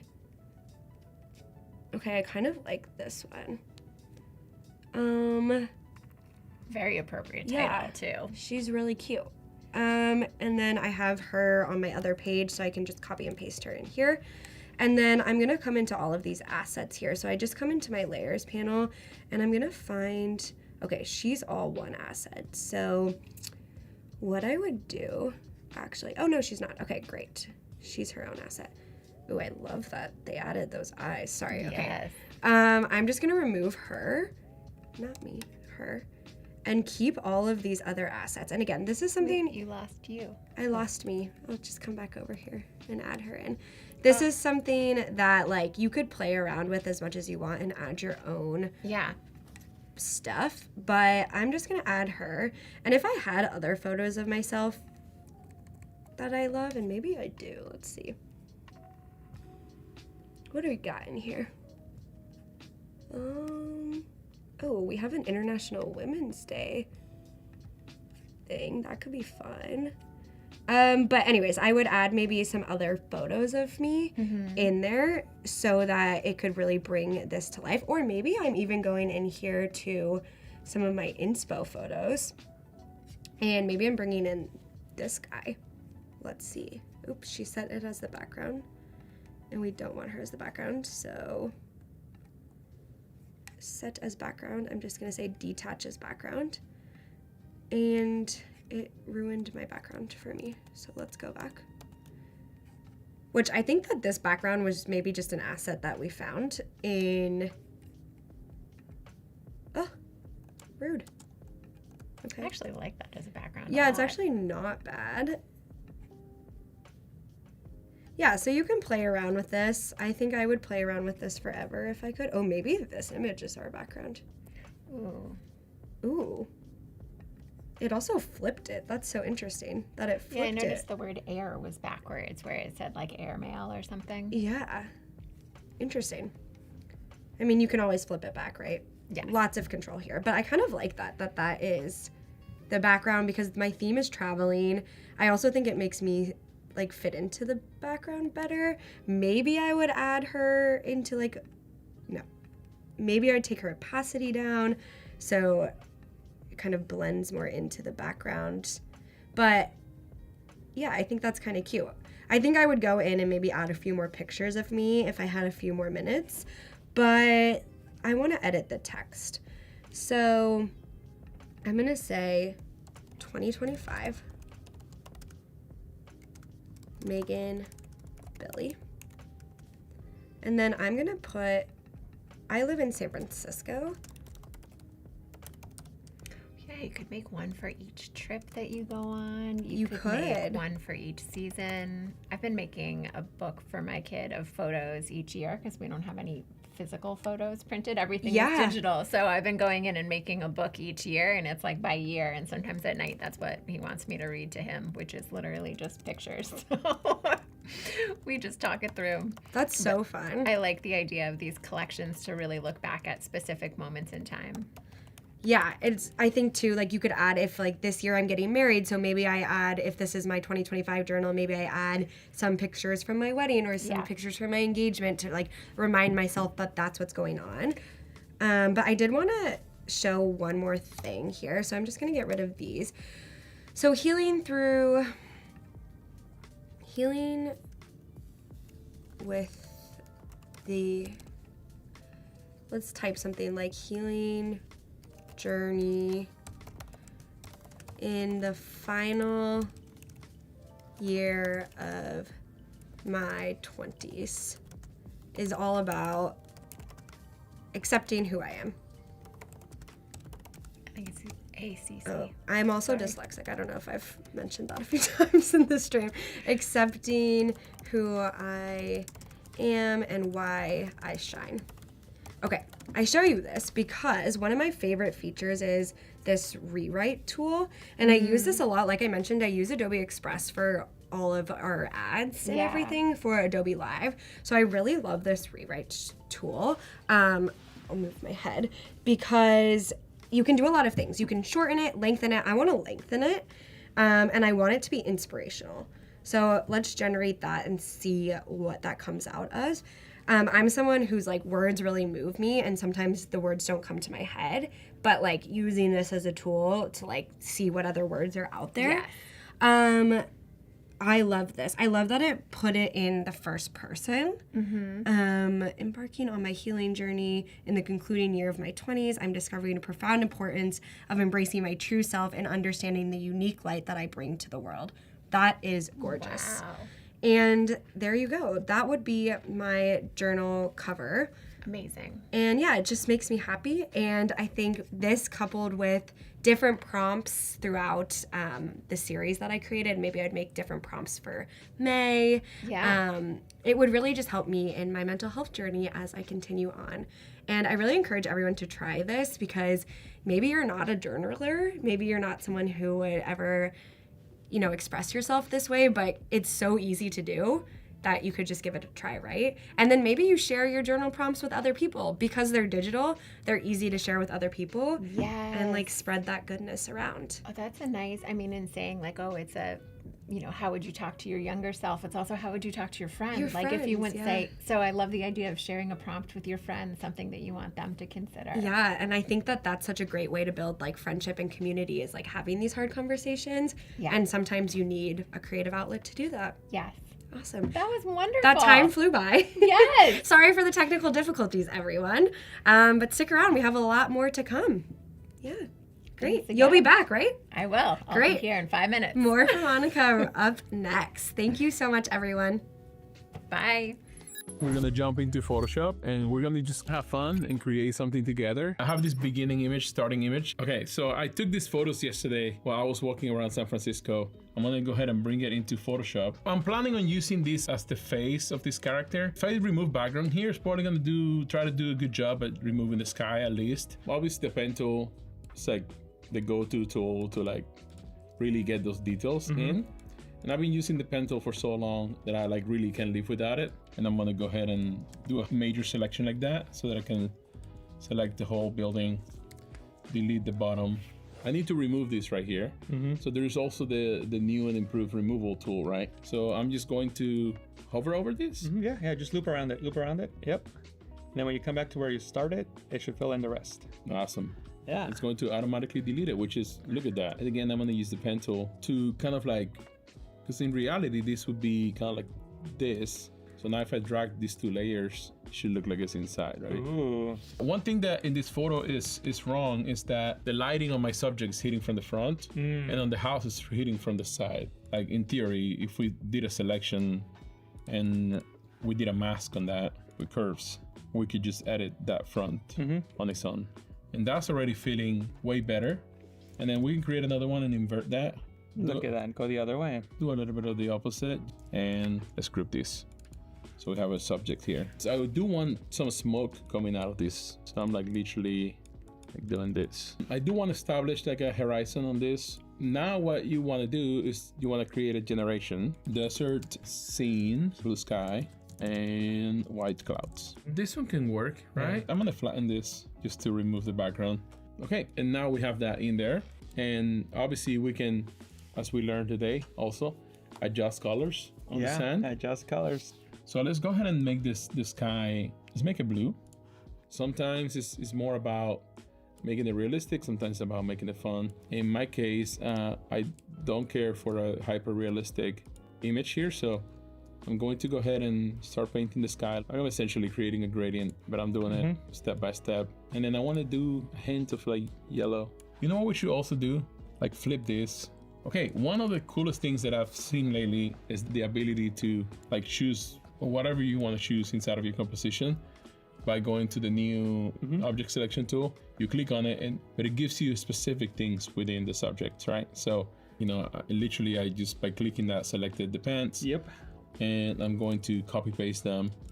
And again, we're not going for a realistic thing here. We're going for a more like surreal kind of like look. And we're just having fun. We're just doing the thing, you know. We can do a blending mode and it could look cool. Okay, the next thing that I want to select is the hands.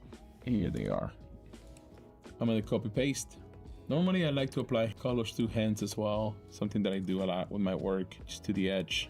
These colors in the back, they're good, but sometimes I like to do a color balance, like mess with it a little bit more. Okay, I had another image that I took yesterday, so I'm gonna bring it in here. I was thinking of putting it right here on the arm. There it is.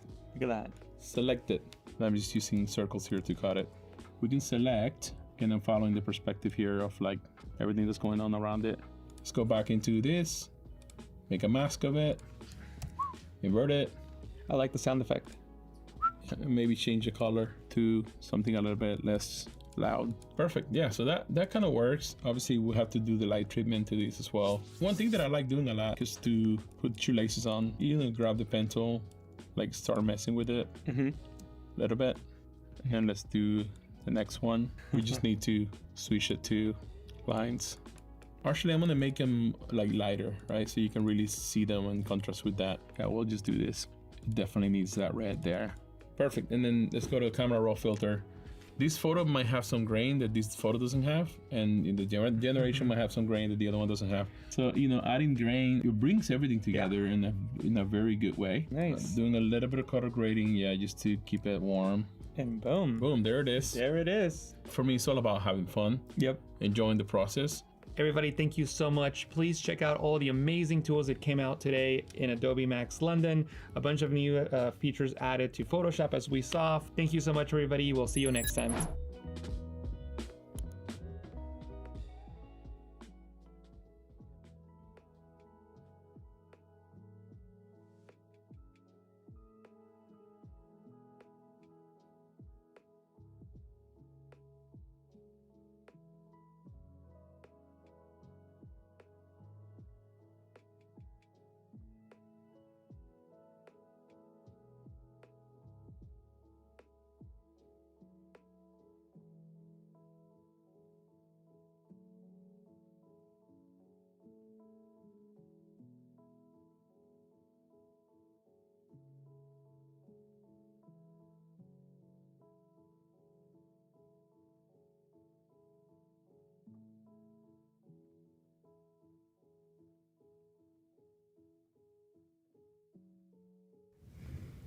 Hello, everyone, and welcome back to Adobe Live. I'm Anna-Alexia, and I'm here with Annika Leidenberg, and we're going to jump into more fun stuff, still celebrating mental health awareness. Tell us what we're going to be working on next. So there's a project that I'm working on now called Noteworthy Life, and it was inspired by the Post-it notes that I leave around my house with messages to myself. And I'm going to walk us through using Adobe Express to create a short little stop motion animation with a bunch of illustrations that I did in Photoshop. And it's going to be about taking a limiting belief and you crumple it up. And when you unfold it, you have the new thing that you want to carry with you, the new motto, the new phrase, whatever it is. Love it. Can I show a couple examples of what inspired I would love this? to see, yeah. Okay. So this is one of the things that I started doing. I would take the limiting belief, you don't deserve it. And then I did these little videos where you uncrumple it, and this says, I give myself permission to receive. Oh, I love that. So I have a few of these that I've done. I wish that things changed. Nothing's more crazy than wishing things would be different. And then there's the obvious, you got to make different choices. So I've been playing around with these ideas, these negative thoughts that are really keeping me from, like going through my day with joy and figuring out what I want to replace them with. And the Post-it notes are crumpled because I've been through this transformation, and I love the look of this. So I started working on illustrations. And now I have a little Etsy store called My Noteworthy Life, where I've taken these as digital illustrations. They're prints that you can put up. I also have them on mugs, because what better way to start your day than to remind yourself with your coffee. Yes, what if you started every day with a mug that said, what if it works out? So this is where we're starting. And I've recently been deep diving in Adobe Express, and I just am loving it so much. And I really wanted to push the video function and what could we do with it. So I'm going to show you how to take something, you could start your animation with files from Illustrator. You could start them with photos, or for me, I did some digital illustrations in Photoshop that I can show you. So I took a Post-it note and I crumpled it up, and then I drew on top of it a new version of what it looked like. And then I saved out all of these. I'm not going to bore you with watching me draw a million yellow crumpled pieces of paper. I mean, not no. I could watch. I saved these all as PNGs, and then I'm going to show you how to bring them all into Adobe Express to create this animation. And then towards the end, I'm going to ask you what is a limiting belief that you have, and what's the idea that you want to replace it with.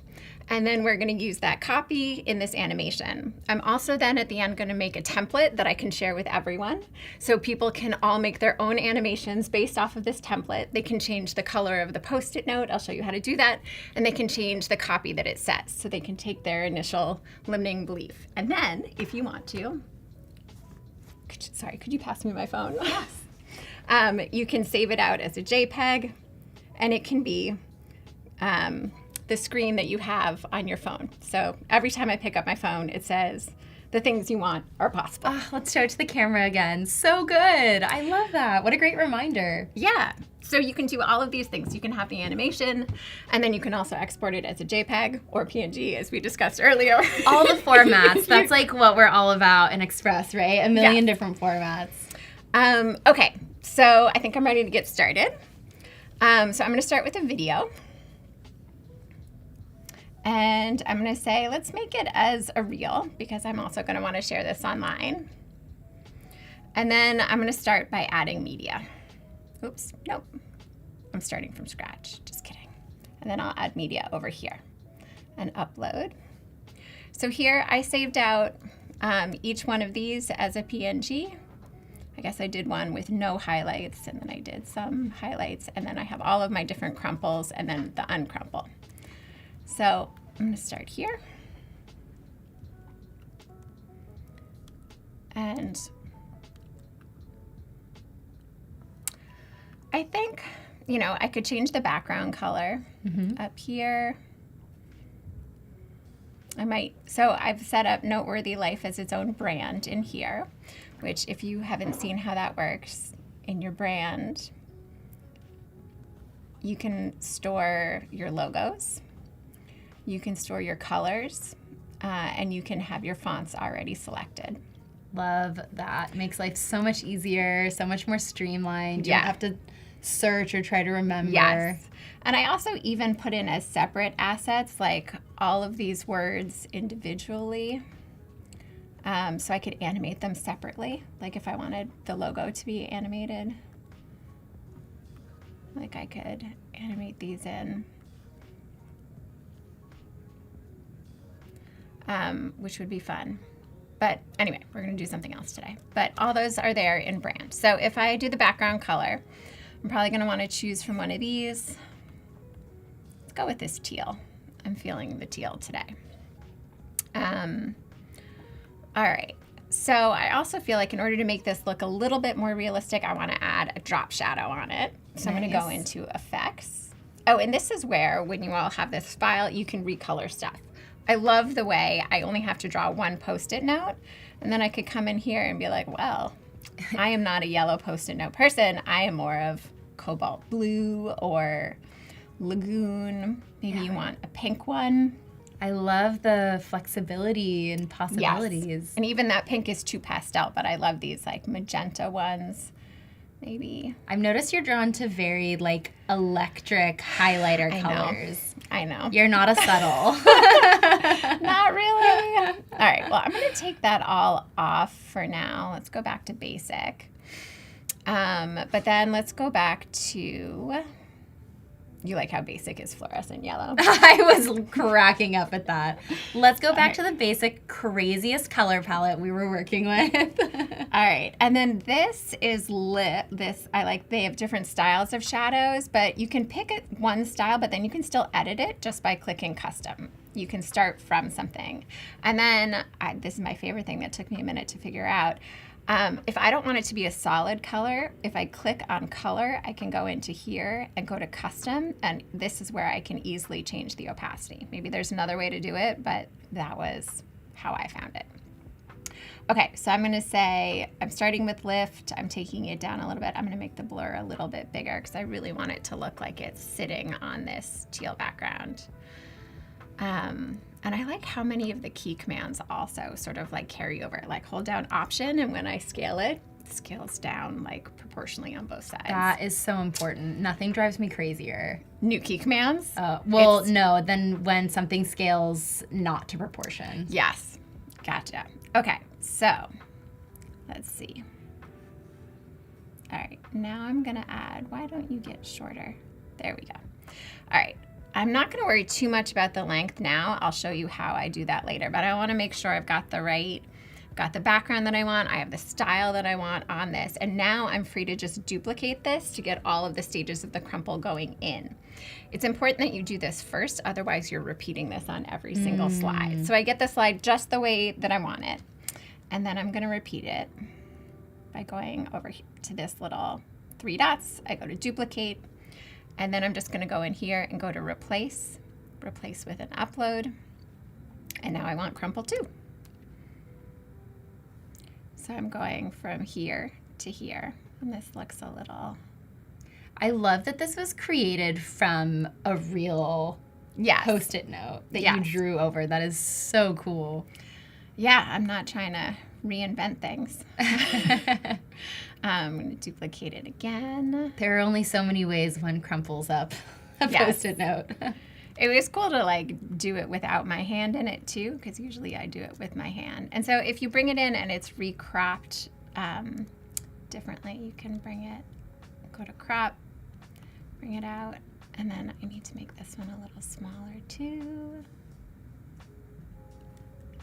I have such a thing for stop motion animation. I think if I had the patience, I would love nothing more than to do a lot of these, but man, it's a lot of work. It is so much work, but so rewarding. Yeah. Do you ever do this with photos? Yeah, actually, my favorite one of these that I ever did was out of flowers and plants, and they kind of like came in against this like pink seamless backdrop and like slowly started to spell something out, and I actually made a mistake along the way that needed to be corrected on the exclamation point, but the way that it worked out with the music, it just like pinged right in the perfect moment. Amazing. And felt really intentional and was one of those like beautiful serendipitous like happy accidents. That's great. So did you start at the beginning? Because I've tried doing it with photos sometimes, and I've ended up starting at the end and then reversing all of the photos. Because I couldn't Interesting. figure out. I was like, ugh, but I don't know if it's going in the right direction. I feel like it's so linear, the Yeah. process. It's like, put the thing there, click, move it, click, move it, click. I don't know. Yeah. It's like there's something very mechanical about stop motion that's Yes. like interesting because it allows you to be on autopilot, but you're still really being creative with the thing in real life, if that makes sense. Yeah. But yeah, like choosing the duration of each clip to make it feel really seamless, not having it be Yes. too long or too short so that you miss anything. The timing feels like an important key piece. Yeah. So I'm glad you said timing. We're about to do timing last. In Adobe Express, you can adjust all of the, you can adjust the duration of all of your clips in one go. So I'm not yet worried about like, how does this play? Because like right now, it's pretty slow. Pretty slow. Yeah. So this isn't what we're going to go for ultimately. You're here in this video, I feel like you're second guessing whether or not you want to crumple your limited belief. You're like, do I? Did I successfully duplicate that or not? I don't know that I did. Okay, so I want to duplicate this. I need like one more step here. So I'm just going to take this and move it out here too. Okay, so it's like going to go all the way in. Boop. Here, here, here. That one's in the wrong place. Yeah, and even if it's in the wrong place, it's so easy to just drag it, move it around. Yes. Cut it right where it goes. So now the next thing I'm gonna do is adjust all of the timing. So let's see. Kara's saying that stop motion is so much fun and a really great way to explore creativity. I could not agree more. I feel like I like that there's a template to it, and yet you get to be so creative with like what the subject matter is. Totally. Okay, so I adjusted the time. Now the time is different, and I'm going to try this one, and I'm going to try apply duration to all. Then I'm going to see. Did I do? Oh, I have this one 2 times. Oh, so let's just take this one, and let's make it even smaller, and maybe we turn it around a little bit. Maybe like this. Does this look more like it's, oh, without even making a new one, now it looks like it's being crumpled up. It's so great. Okay, so now I think I might want to add some transitions. So let's see. Animation. So do I want to, and I'm only going to do this on the way out, and do I want to do a fade? It's going to be something pretty subtle. Let's see. I'm going to see what this looks like with a fade out, with it staying in the same place. And I'm going to say 0.1 seconds. These Okay. like tiny adjustments that Yeah. make a huge difference. So let's see. Oh, but then now I need to apply it to all. Okay, so let's just see if this is what I want.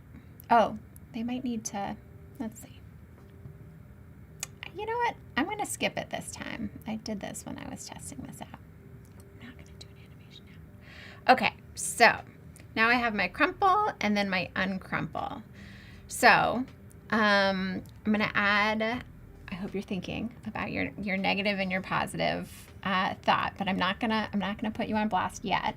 Will be soon though. And before, oh yeah, no, we might need to do this. Right.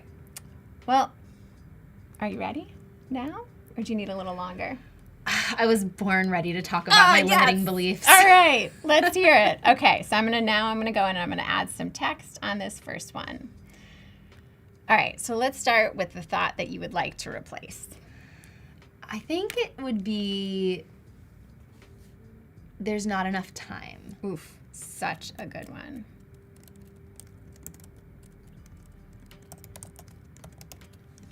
Okay, so I want something that feels handwritten. That's, whoa, the exact opposite of what I wanted to have happen. Okay. All right, so let's go back to text. Edit. All right, let's go to, so this is my favorite thing. The brand fonts that I have for this project are not the handwriting. The handwriting that I use in the actual ones is my handwriting, so there's no font for that. So we're gonna use a font for you all. We could start with something calligraphic, or we could start with something cursive. Is there a more, marker. Marker feels like the move. Okay. There's not, I mean, this is your thought. Do you have some feeling on what your handwriting would be like? My handwriting would be like an illegible cursive. Okay. All right. We're going for an illegible cursive. But you should do something that's designy and cool. Okay. Well, let's see. I can play with, I mean, you should see my handwriting. People are often like, oh, well, you're a lettering artist. Like, your handwriting must be great. My handwriting is garbage and nobody can read it. Your handwriting looks like a font, like a premium font. When I'm doing lettering, it's different. Like, if I'm on the spot. But, like, if I've left a note somewhere for someone else in my studio, I don't know if Jess is still watching. She can't read it. All right, let's see. All right. I mean, this one is feeling, do you feel like this one feels on brand for you? It's like, honestly, a little neat for my penmanship, but I think it's perfect. All right. For the note. Now I'm feeling a little, maybe we want something that's more of a brush pen. Brush pen is definitely more my style for this. Like this. Yeah. Okay. All right. This feels, and then I'm going to take down, so if I wanted to adjust the letter spacing, which I don't want to because these letters are connected, but I do want to adjust the line spacing, so I can do that in here. Take this down. Put this up there. Okay. And then I do want to have this animate in. So I'm going to say animation, and we are going letter by letter. So you can go letter by letter, you can go word by word, or you can go line by line. I'm going letter by letter. And I'm going to make this take a little bit of time because I want this to really reveal itself. Let's see what 4 seconds feels like. And then this might need to get a little bit longer. Okay, so let's see how that feels. It is disappearing because I have that set on out. Okay, so you have options up here. There's out, which should be none, and there's in. Time enough not theirs. Yes. Okay, so we got 4. Great. Okay, so we've got there's not enough time. I love that. All right, I'm going to copy this. And now, talk to me. What is, oops, copied the wrong thing.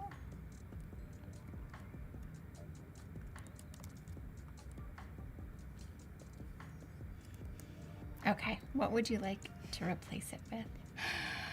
What is time even?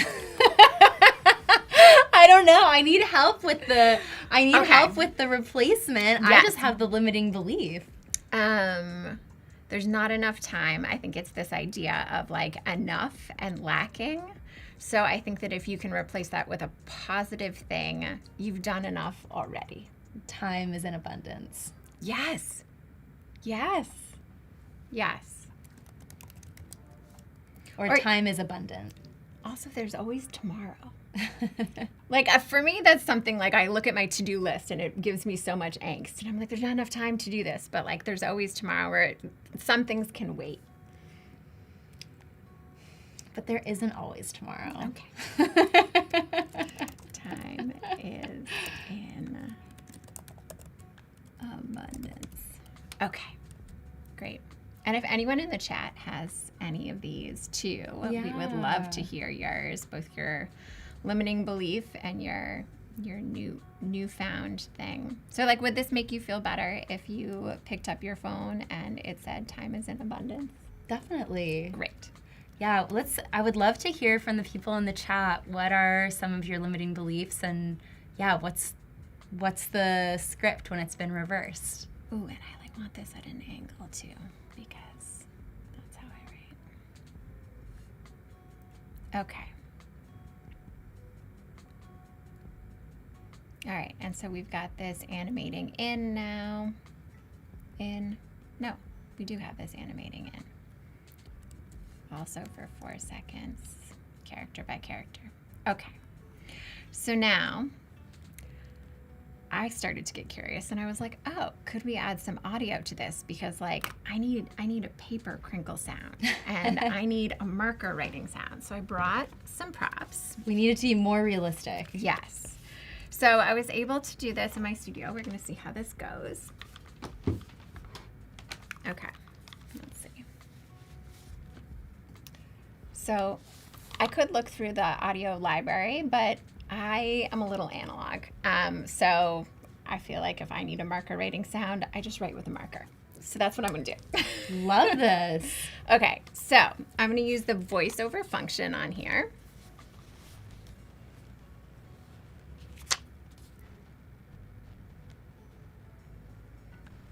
Adobe Express, you can have whatever you want. Okay, and then I'm gonna say start recording.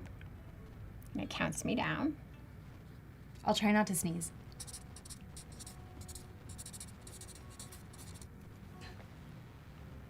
I did not actually write anything.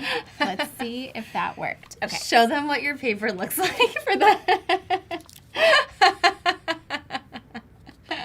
That's what that happened. Okay, so now let's see what happens while I'm here. Yes. Okay, great. So I can hear the scratching, but I do hear you a little bit at the beginning. Oops. So we're My joke was a little too late. we're gonna cut you out. You didn't make it in before the 3, 2, 1 countdown. So let's see how this is working. So I'm gonna go back over to here. And hit. How's Okay. it sounding? Can you hear it? No. No. Here, I'm gonna let you hear it.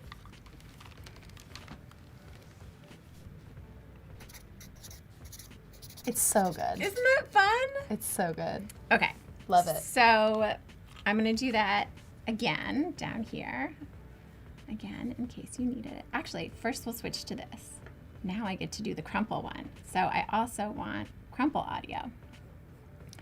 So let's go. I'm going to record another voiceover. No jokes this time.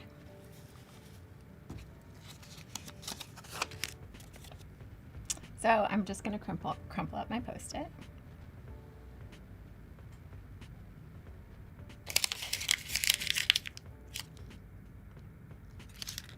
Let's see.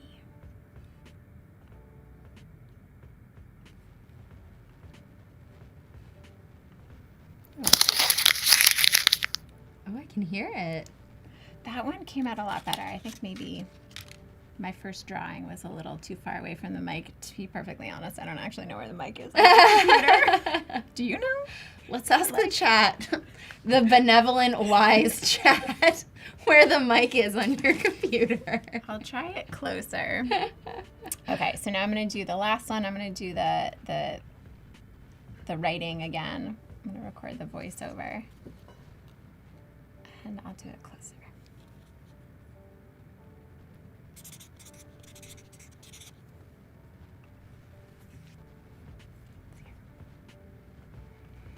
I'm going to make this whole thing a little bit longer too.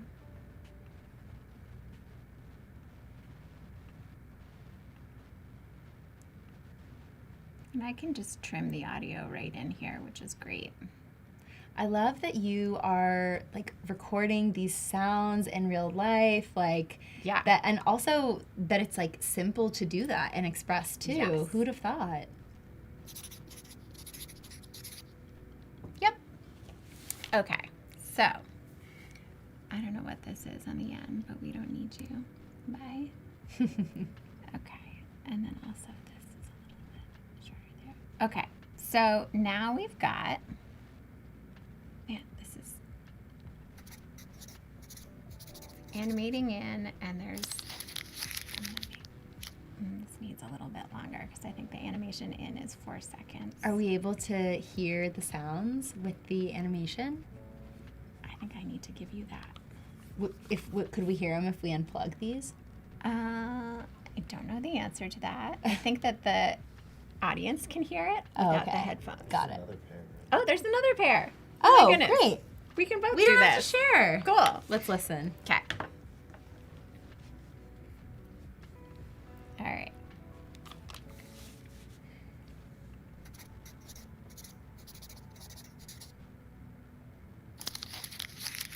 Yes. So Fun. good. Okay, so it goes on a little bit longer than the drawing is there. And then this one, I feel like maybe the whole thing still needs to be a little bit longer. This can be a little bit longer. And I'm moving these over. So this timeline is really easy to play around with, and it does a lot of snapping too, which I really appreciate. Love a snap. Yeah, so good. Okay, not enough. You know what? I'm gonna go audio the whole way because I also really like the scratchy sound of drawing with a marker. Me too.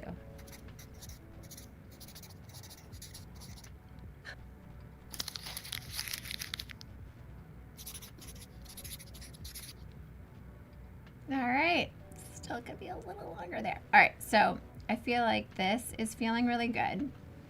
Before I make this a template, I wanted to use another feature that I'm now obsessed with in Adobe Express. I'm gonna take off the headphones for now. I trust that it still sounds cute.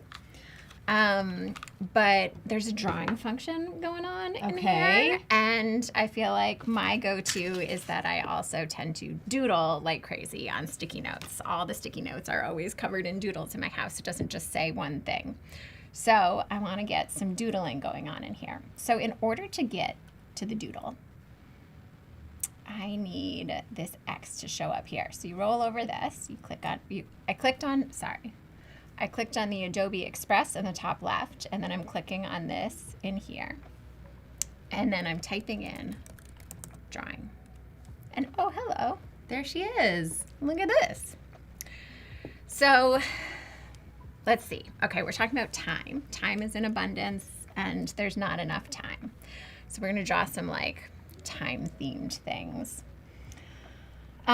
So we can play with, we got different kinds of brushes. We have, this is the hard round brush. Where's other brushes that we have? Okay, so that's hard round. We can go with something, I want something that looks a little bit more like scraggly. So there's airbrush, chalk.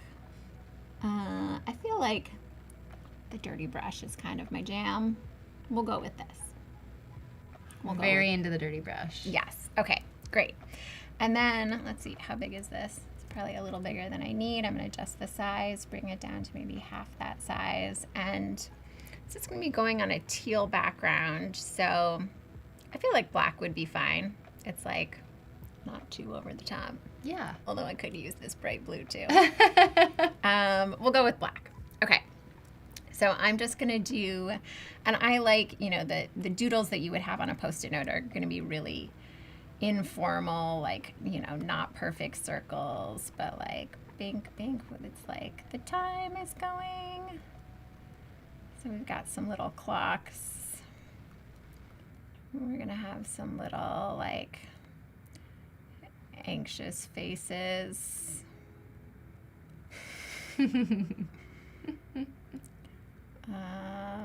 Maybe someone is like sleeping a little. Some like ziggy zags coming out from something. What's another time-related thing that you think of? Like rushing, being late, having to wake up. Ooh, waking up. So An maybe alarm clock. Yeah, there's a sunshine going on. Maybe there's some clouds passing.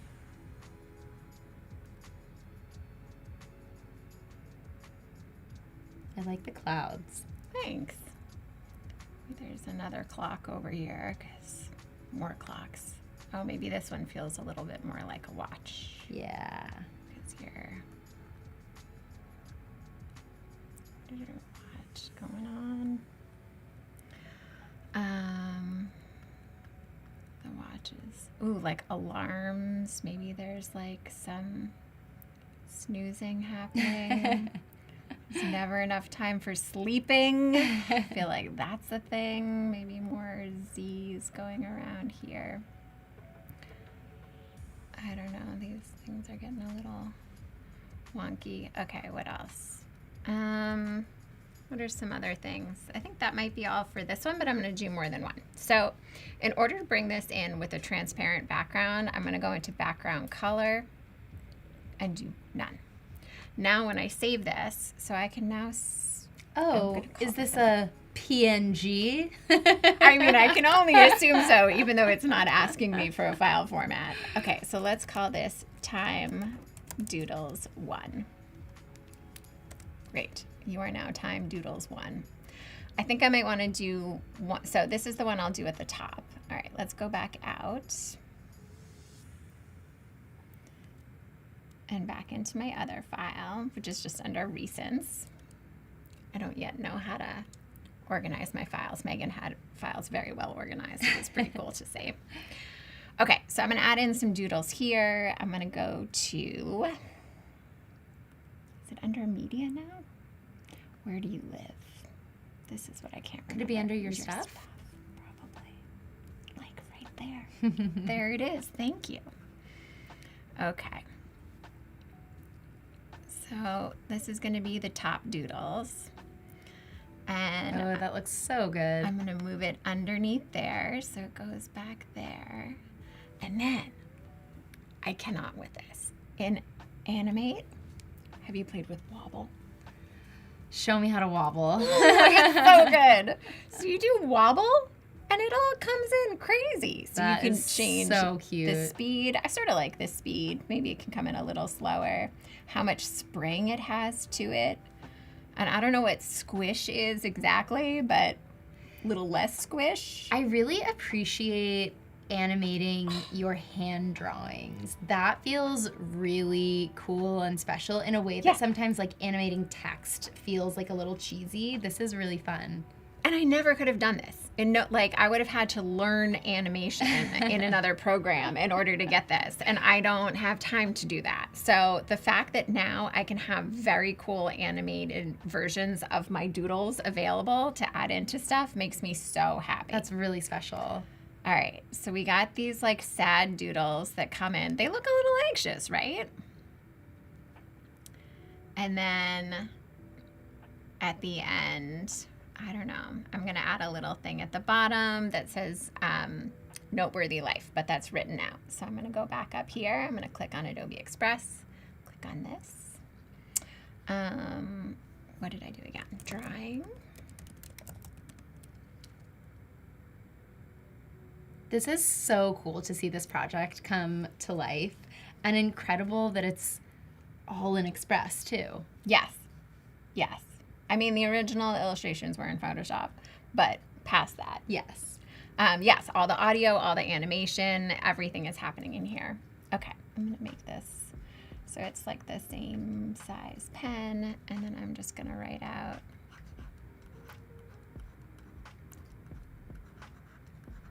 note worthy life. And then maybe I do this underneath. No. Maybe just that. Okay, so I'm gonna call this note worthy life note. Although actually, can I change? Let's see. What are you thinking about here? I also want to have a pencil or like something else in here, some sort of other icon in here. I mean, let me add this first and then I'll come back. There's Sounds like good. a little bit of back and forth as I make new elements.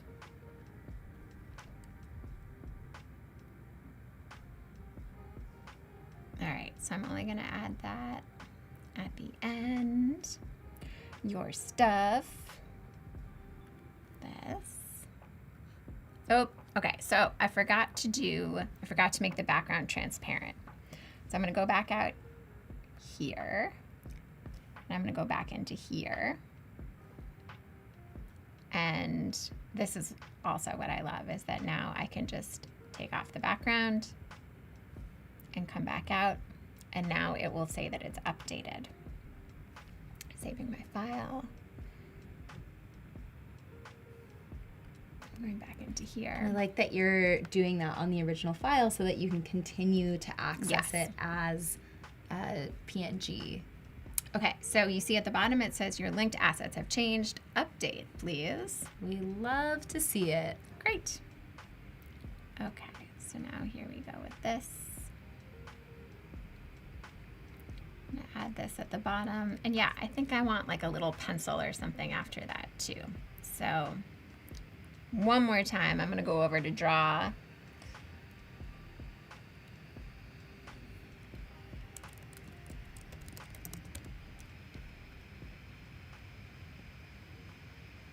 And I'm gonna do just a little squiggle and a cute little pencil illustration. And I'm sure they have some that exist in the library, but I want them all to look like they were done by the same hand. So I'm gonna go like this, and then the pencil. Bink, bink, bink, bink. Okay, maybe make this a lot thinner.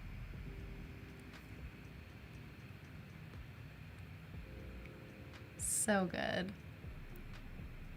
I Okay. love seeing simple, like, line drawings come to life. It makes something that otherwise feels really complicated to draw feel more accessible. Yes. Yeah. And I mean, anything that relates to a sticky note should feel accessible. We all have them in spades everywhere. They're around our house. They're at work. I never, I forgot to make the background. We're not adding shading on our sticky notes necessarily. No. But I am remembering already that I forgot to turn the background off. I only remembered that trick for the first one.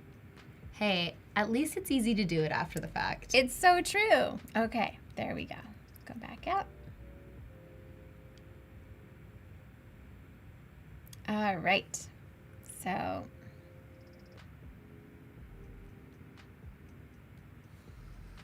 let's go over here.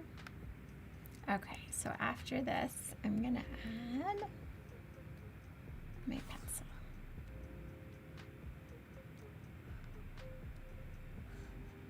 You know I'm gonna do some wobble on these too, because I love a wobble.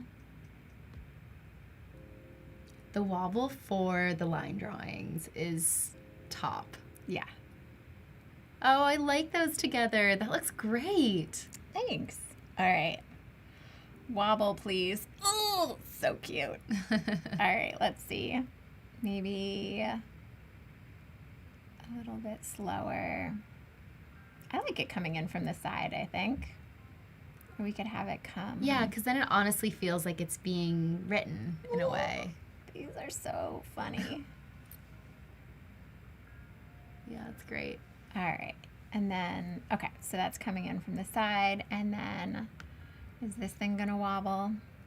Oh my gosh, is wobbling gonna... Yeah, that's really fun. Yeah, it is. Okay, so now we have, I think, our whole little video.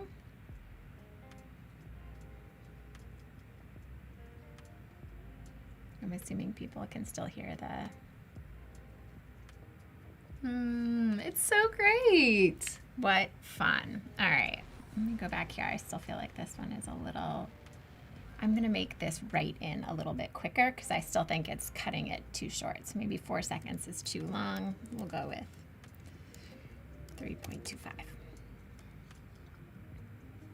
Do you record your own audio often for these projects? Honestly, this is the first time that I've done that. It's the first time that I've worked in something where it was even an option. I am someone who can't. I know that you can also do Express on your phone, but I don't know if it's just the screen is too small. Nothing feels like I can control it enough. So I'm very partial to be able to work on the desktop. And I just haven't seen the option of like recording audio on something on the desktop before, like straight into the computer. So no, it's definitely, I mean, if I'm doing a project that requires anything that I can create naturally and realistically in my space, Yeah. I will always default to that. Yeah. Okay, so now I can make this into a template. I'm going to share this with everyone. Well, first I'm going to name it. Let's see, what should we call this? Like, rewrite negative thoughts.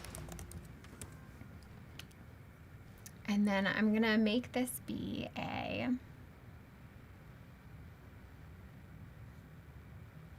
want to make it a template. No, I want it to be something that everyone can access.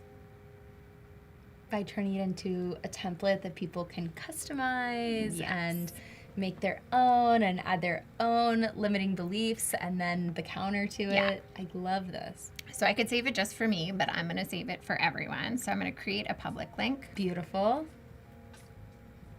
And then this can be available later, but the way that we can get it right now is using the very last thing that I've found in here that's changed my life is that you can make QR codes straight in Adobe Express. It's such a game changer and it makes you feel like such a like dark web hacker person. Like you're just like, oh yeah, I know how to do this thing. Yeah. Yeah, it was always, and then also if you're sharing a project with other people, you're all using the same QR code because it's in there as an asset. Totally. The collaborative features on Adobe Express are fantastic. Yeah. Okay, so I'm going to copy this link, and we can share that, I'm sure, in the notes later. But for the meantime, if anyone wants to get straight in there, go to Generate QR Code. And there it is. Can people scan this right now and start working on the template immediately? I'm pretty sure. Wonderful. Well, get it while it's up, folks. Yeah. All right, I'm going to download it, and then I'm also, so I could add it in something new. Then it ends up in your stuff. So then I can label this one. I can say this is the rewrite QR code, so I can find it again later. All right, I'm curious if anyone, and so when you go in to edit this, you can change the color of the background just up here by going to new background color. Let's say this is too bright for you and you're like, that feels much better. I can handle that. That's My like a little belief quieter. is so much more limiting on this background. Yes. But then we're gonna go in and change it on all of these. And then let's say also maybe what color is your Post-it note or your sticky note? Mine is probably like an orangey peach, maybe. Okay. A little brighter? Yeah, a little bit like pinker. Okay, let's see, how can we get this? Like the color of a Bartlett pear when it's turning. Ooh, okay. I need more produce knowledge for this. Yeah, that's perfect. This? Okay. Yeah. Okay, great. And then maybe, and then shadows. What's going on with the shadows? Let's do more like, what's going on? Are we also able to change the color of the illustrations? It's a good question. Let's find out. I mean, you can replace the illustrations. That's the great thing, is now you can go in and you can draw your own themed illustrations. But yes, so it looks like you can. In Adjust, you can change colors. That's one way to change them, but also, let's see, how did I do this before? Maybe in Effects. All right, here we go. So let's go into Duotone. So here we could make them, what color are your illustrations? Maybe I like the orange and blue together. Okay. All right. So yeah, you can change all of these colors, and then, but we don't actually want that one. We want the end thing is where things get good. So let's go in here and we'll change your background. Oh, is this updating? I should have duplicated this first. Let me do that. I'm gonna undo a lot of stuff because I want the template that's available to people to be the original one. That's and okay. then I want to make one custom for you. I live in Control-Z land. Yeah, you're like, how many times can I do this? Okay, here we are, back here. So now we can go out here and I'm gonna duplicate this and make this be just for you.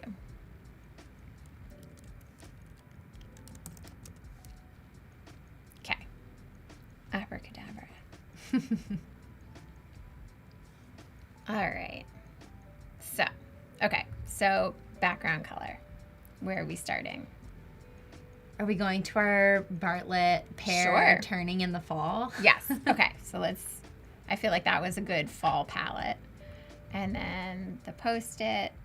And I'm going to open back up the timeline so I can see everything. Okay. So then the Post-it. Let's adjust. I wonder, can we do it this way? Oh, interesting. I haven't played around with all of the different ways to do stuff. There are so many options for ways that you can, almost like this, a golden hour. Yeah, I really like the shine on the Post-it notes too. All right, this is good because I feel like we can replicate this easily. So then maybe these are the orange. Yeah. So let's say Duotone, and then we're gonna make this into, do I have anything that's that color? Oh, here we go. Let's see, more colors. I love looking at the palette and how organized all the colors are next to each other. It's so beautiful. And then this is maybe feeling like a little strong. Let's see if we can actually take the opacity down a little bit. There we go. Yeah, very fun. Okay, so now we're gonna replicate the new background color and the new Post-it color, golden hour. It'd be kind of cool to change the background for each one, like the changing of the seasons with the like. Ooh. This is getting too many things to keep track of for in our final 5 minutes. Yes. We're like, let's make this project even crazier. So yeah, I hope that people are, thinking about, I don't know if anyone has anything, if anyone has shared in the chat, if they are willing to share what's something that they are trying or that they struggle with as a negative story that's holding them back, and what's the thing that you want to see every time you pick up your phone. Like, I have one of the prints hanging by my front door, and it says, happiness starts when you say it does. And it's just every day I feel like I leave my house being like, I get to choose. I get to choose. And like, I'm going to choose to be happy today. And it makes a difference. Seeing something in your physical space really has an impact. Feels like a more modern, personalized live, laugh, love almost. Like something that resonates more deeply with each individual. Yeah. So I've been doing now, which I'm really enjoying, some interviews with people as well to a much longer version of what I've done. Just like a 15-20 minute interview just to hear do you have any sticky notes in your house? Like, if so, what do they say? Which actually I didn't ask you. Do you currently have any in your workspace or in your home? No. That is kind of great that you were living sticky note free. Honestly, my answer is no, but I just don't remember anything. So it's all, it's all about balance. there. And then these are the last two things that I just want to change. And I can select them both at the same time in order to change the color, which I didn't know was a thing, and I'm really excited about. So I don't have to do the color change on these one at a time. So now we have yours. Let's go back to the beginning.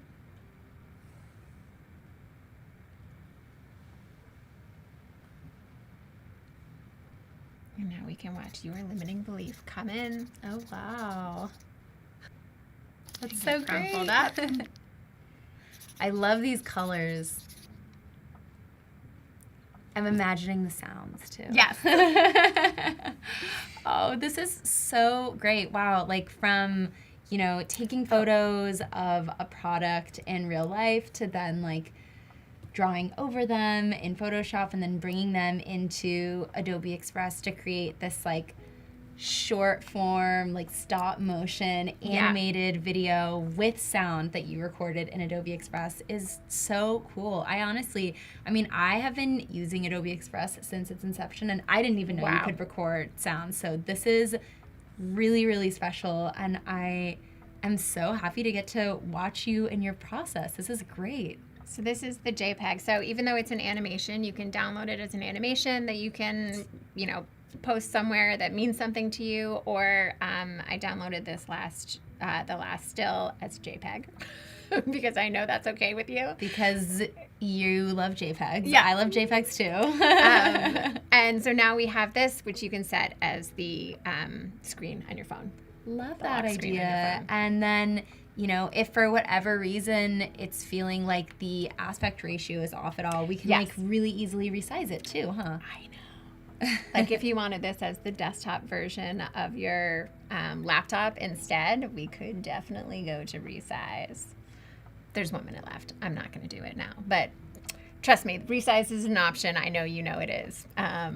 So yeah, you could always take your file and create assets for all sorts of places that you want this message. I love it. Well, since you posed the question to me, I would love to close this out by posing the question to you. What's your current limiting belief, and what are you replacing it with? Yes. Well, so of these, I think I worry about me last is definitely a big one, and this Post-it note gets me every time, which is I value myself.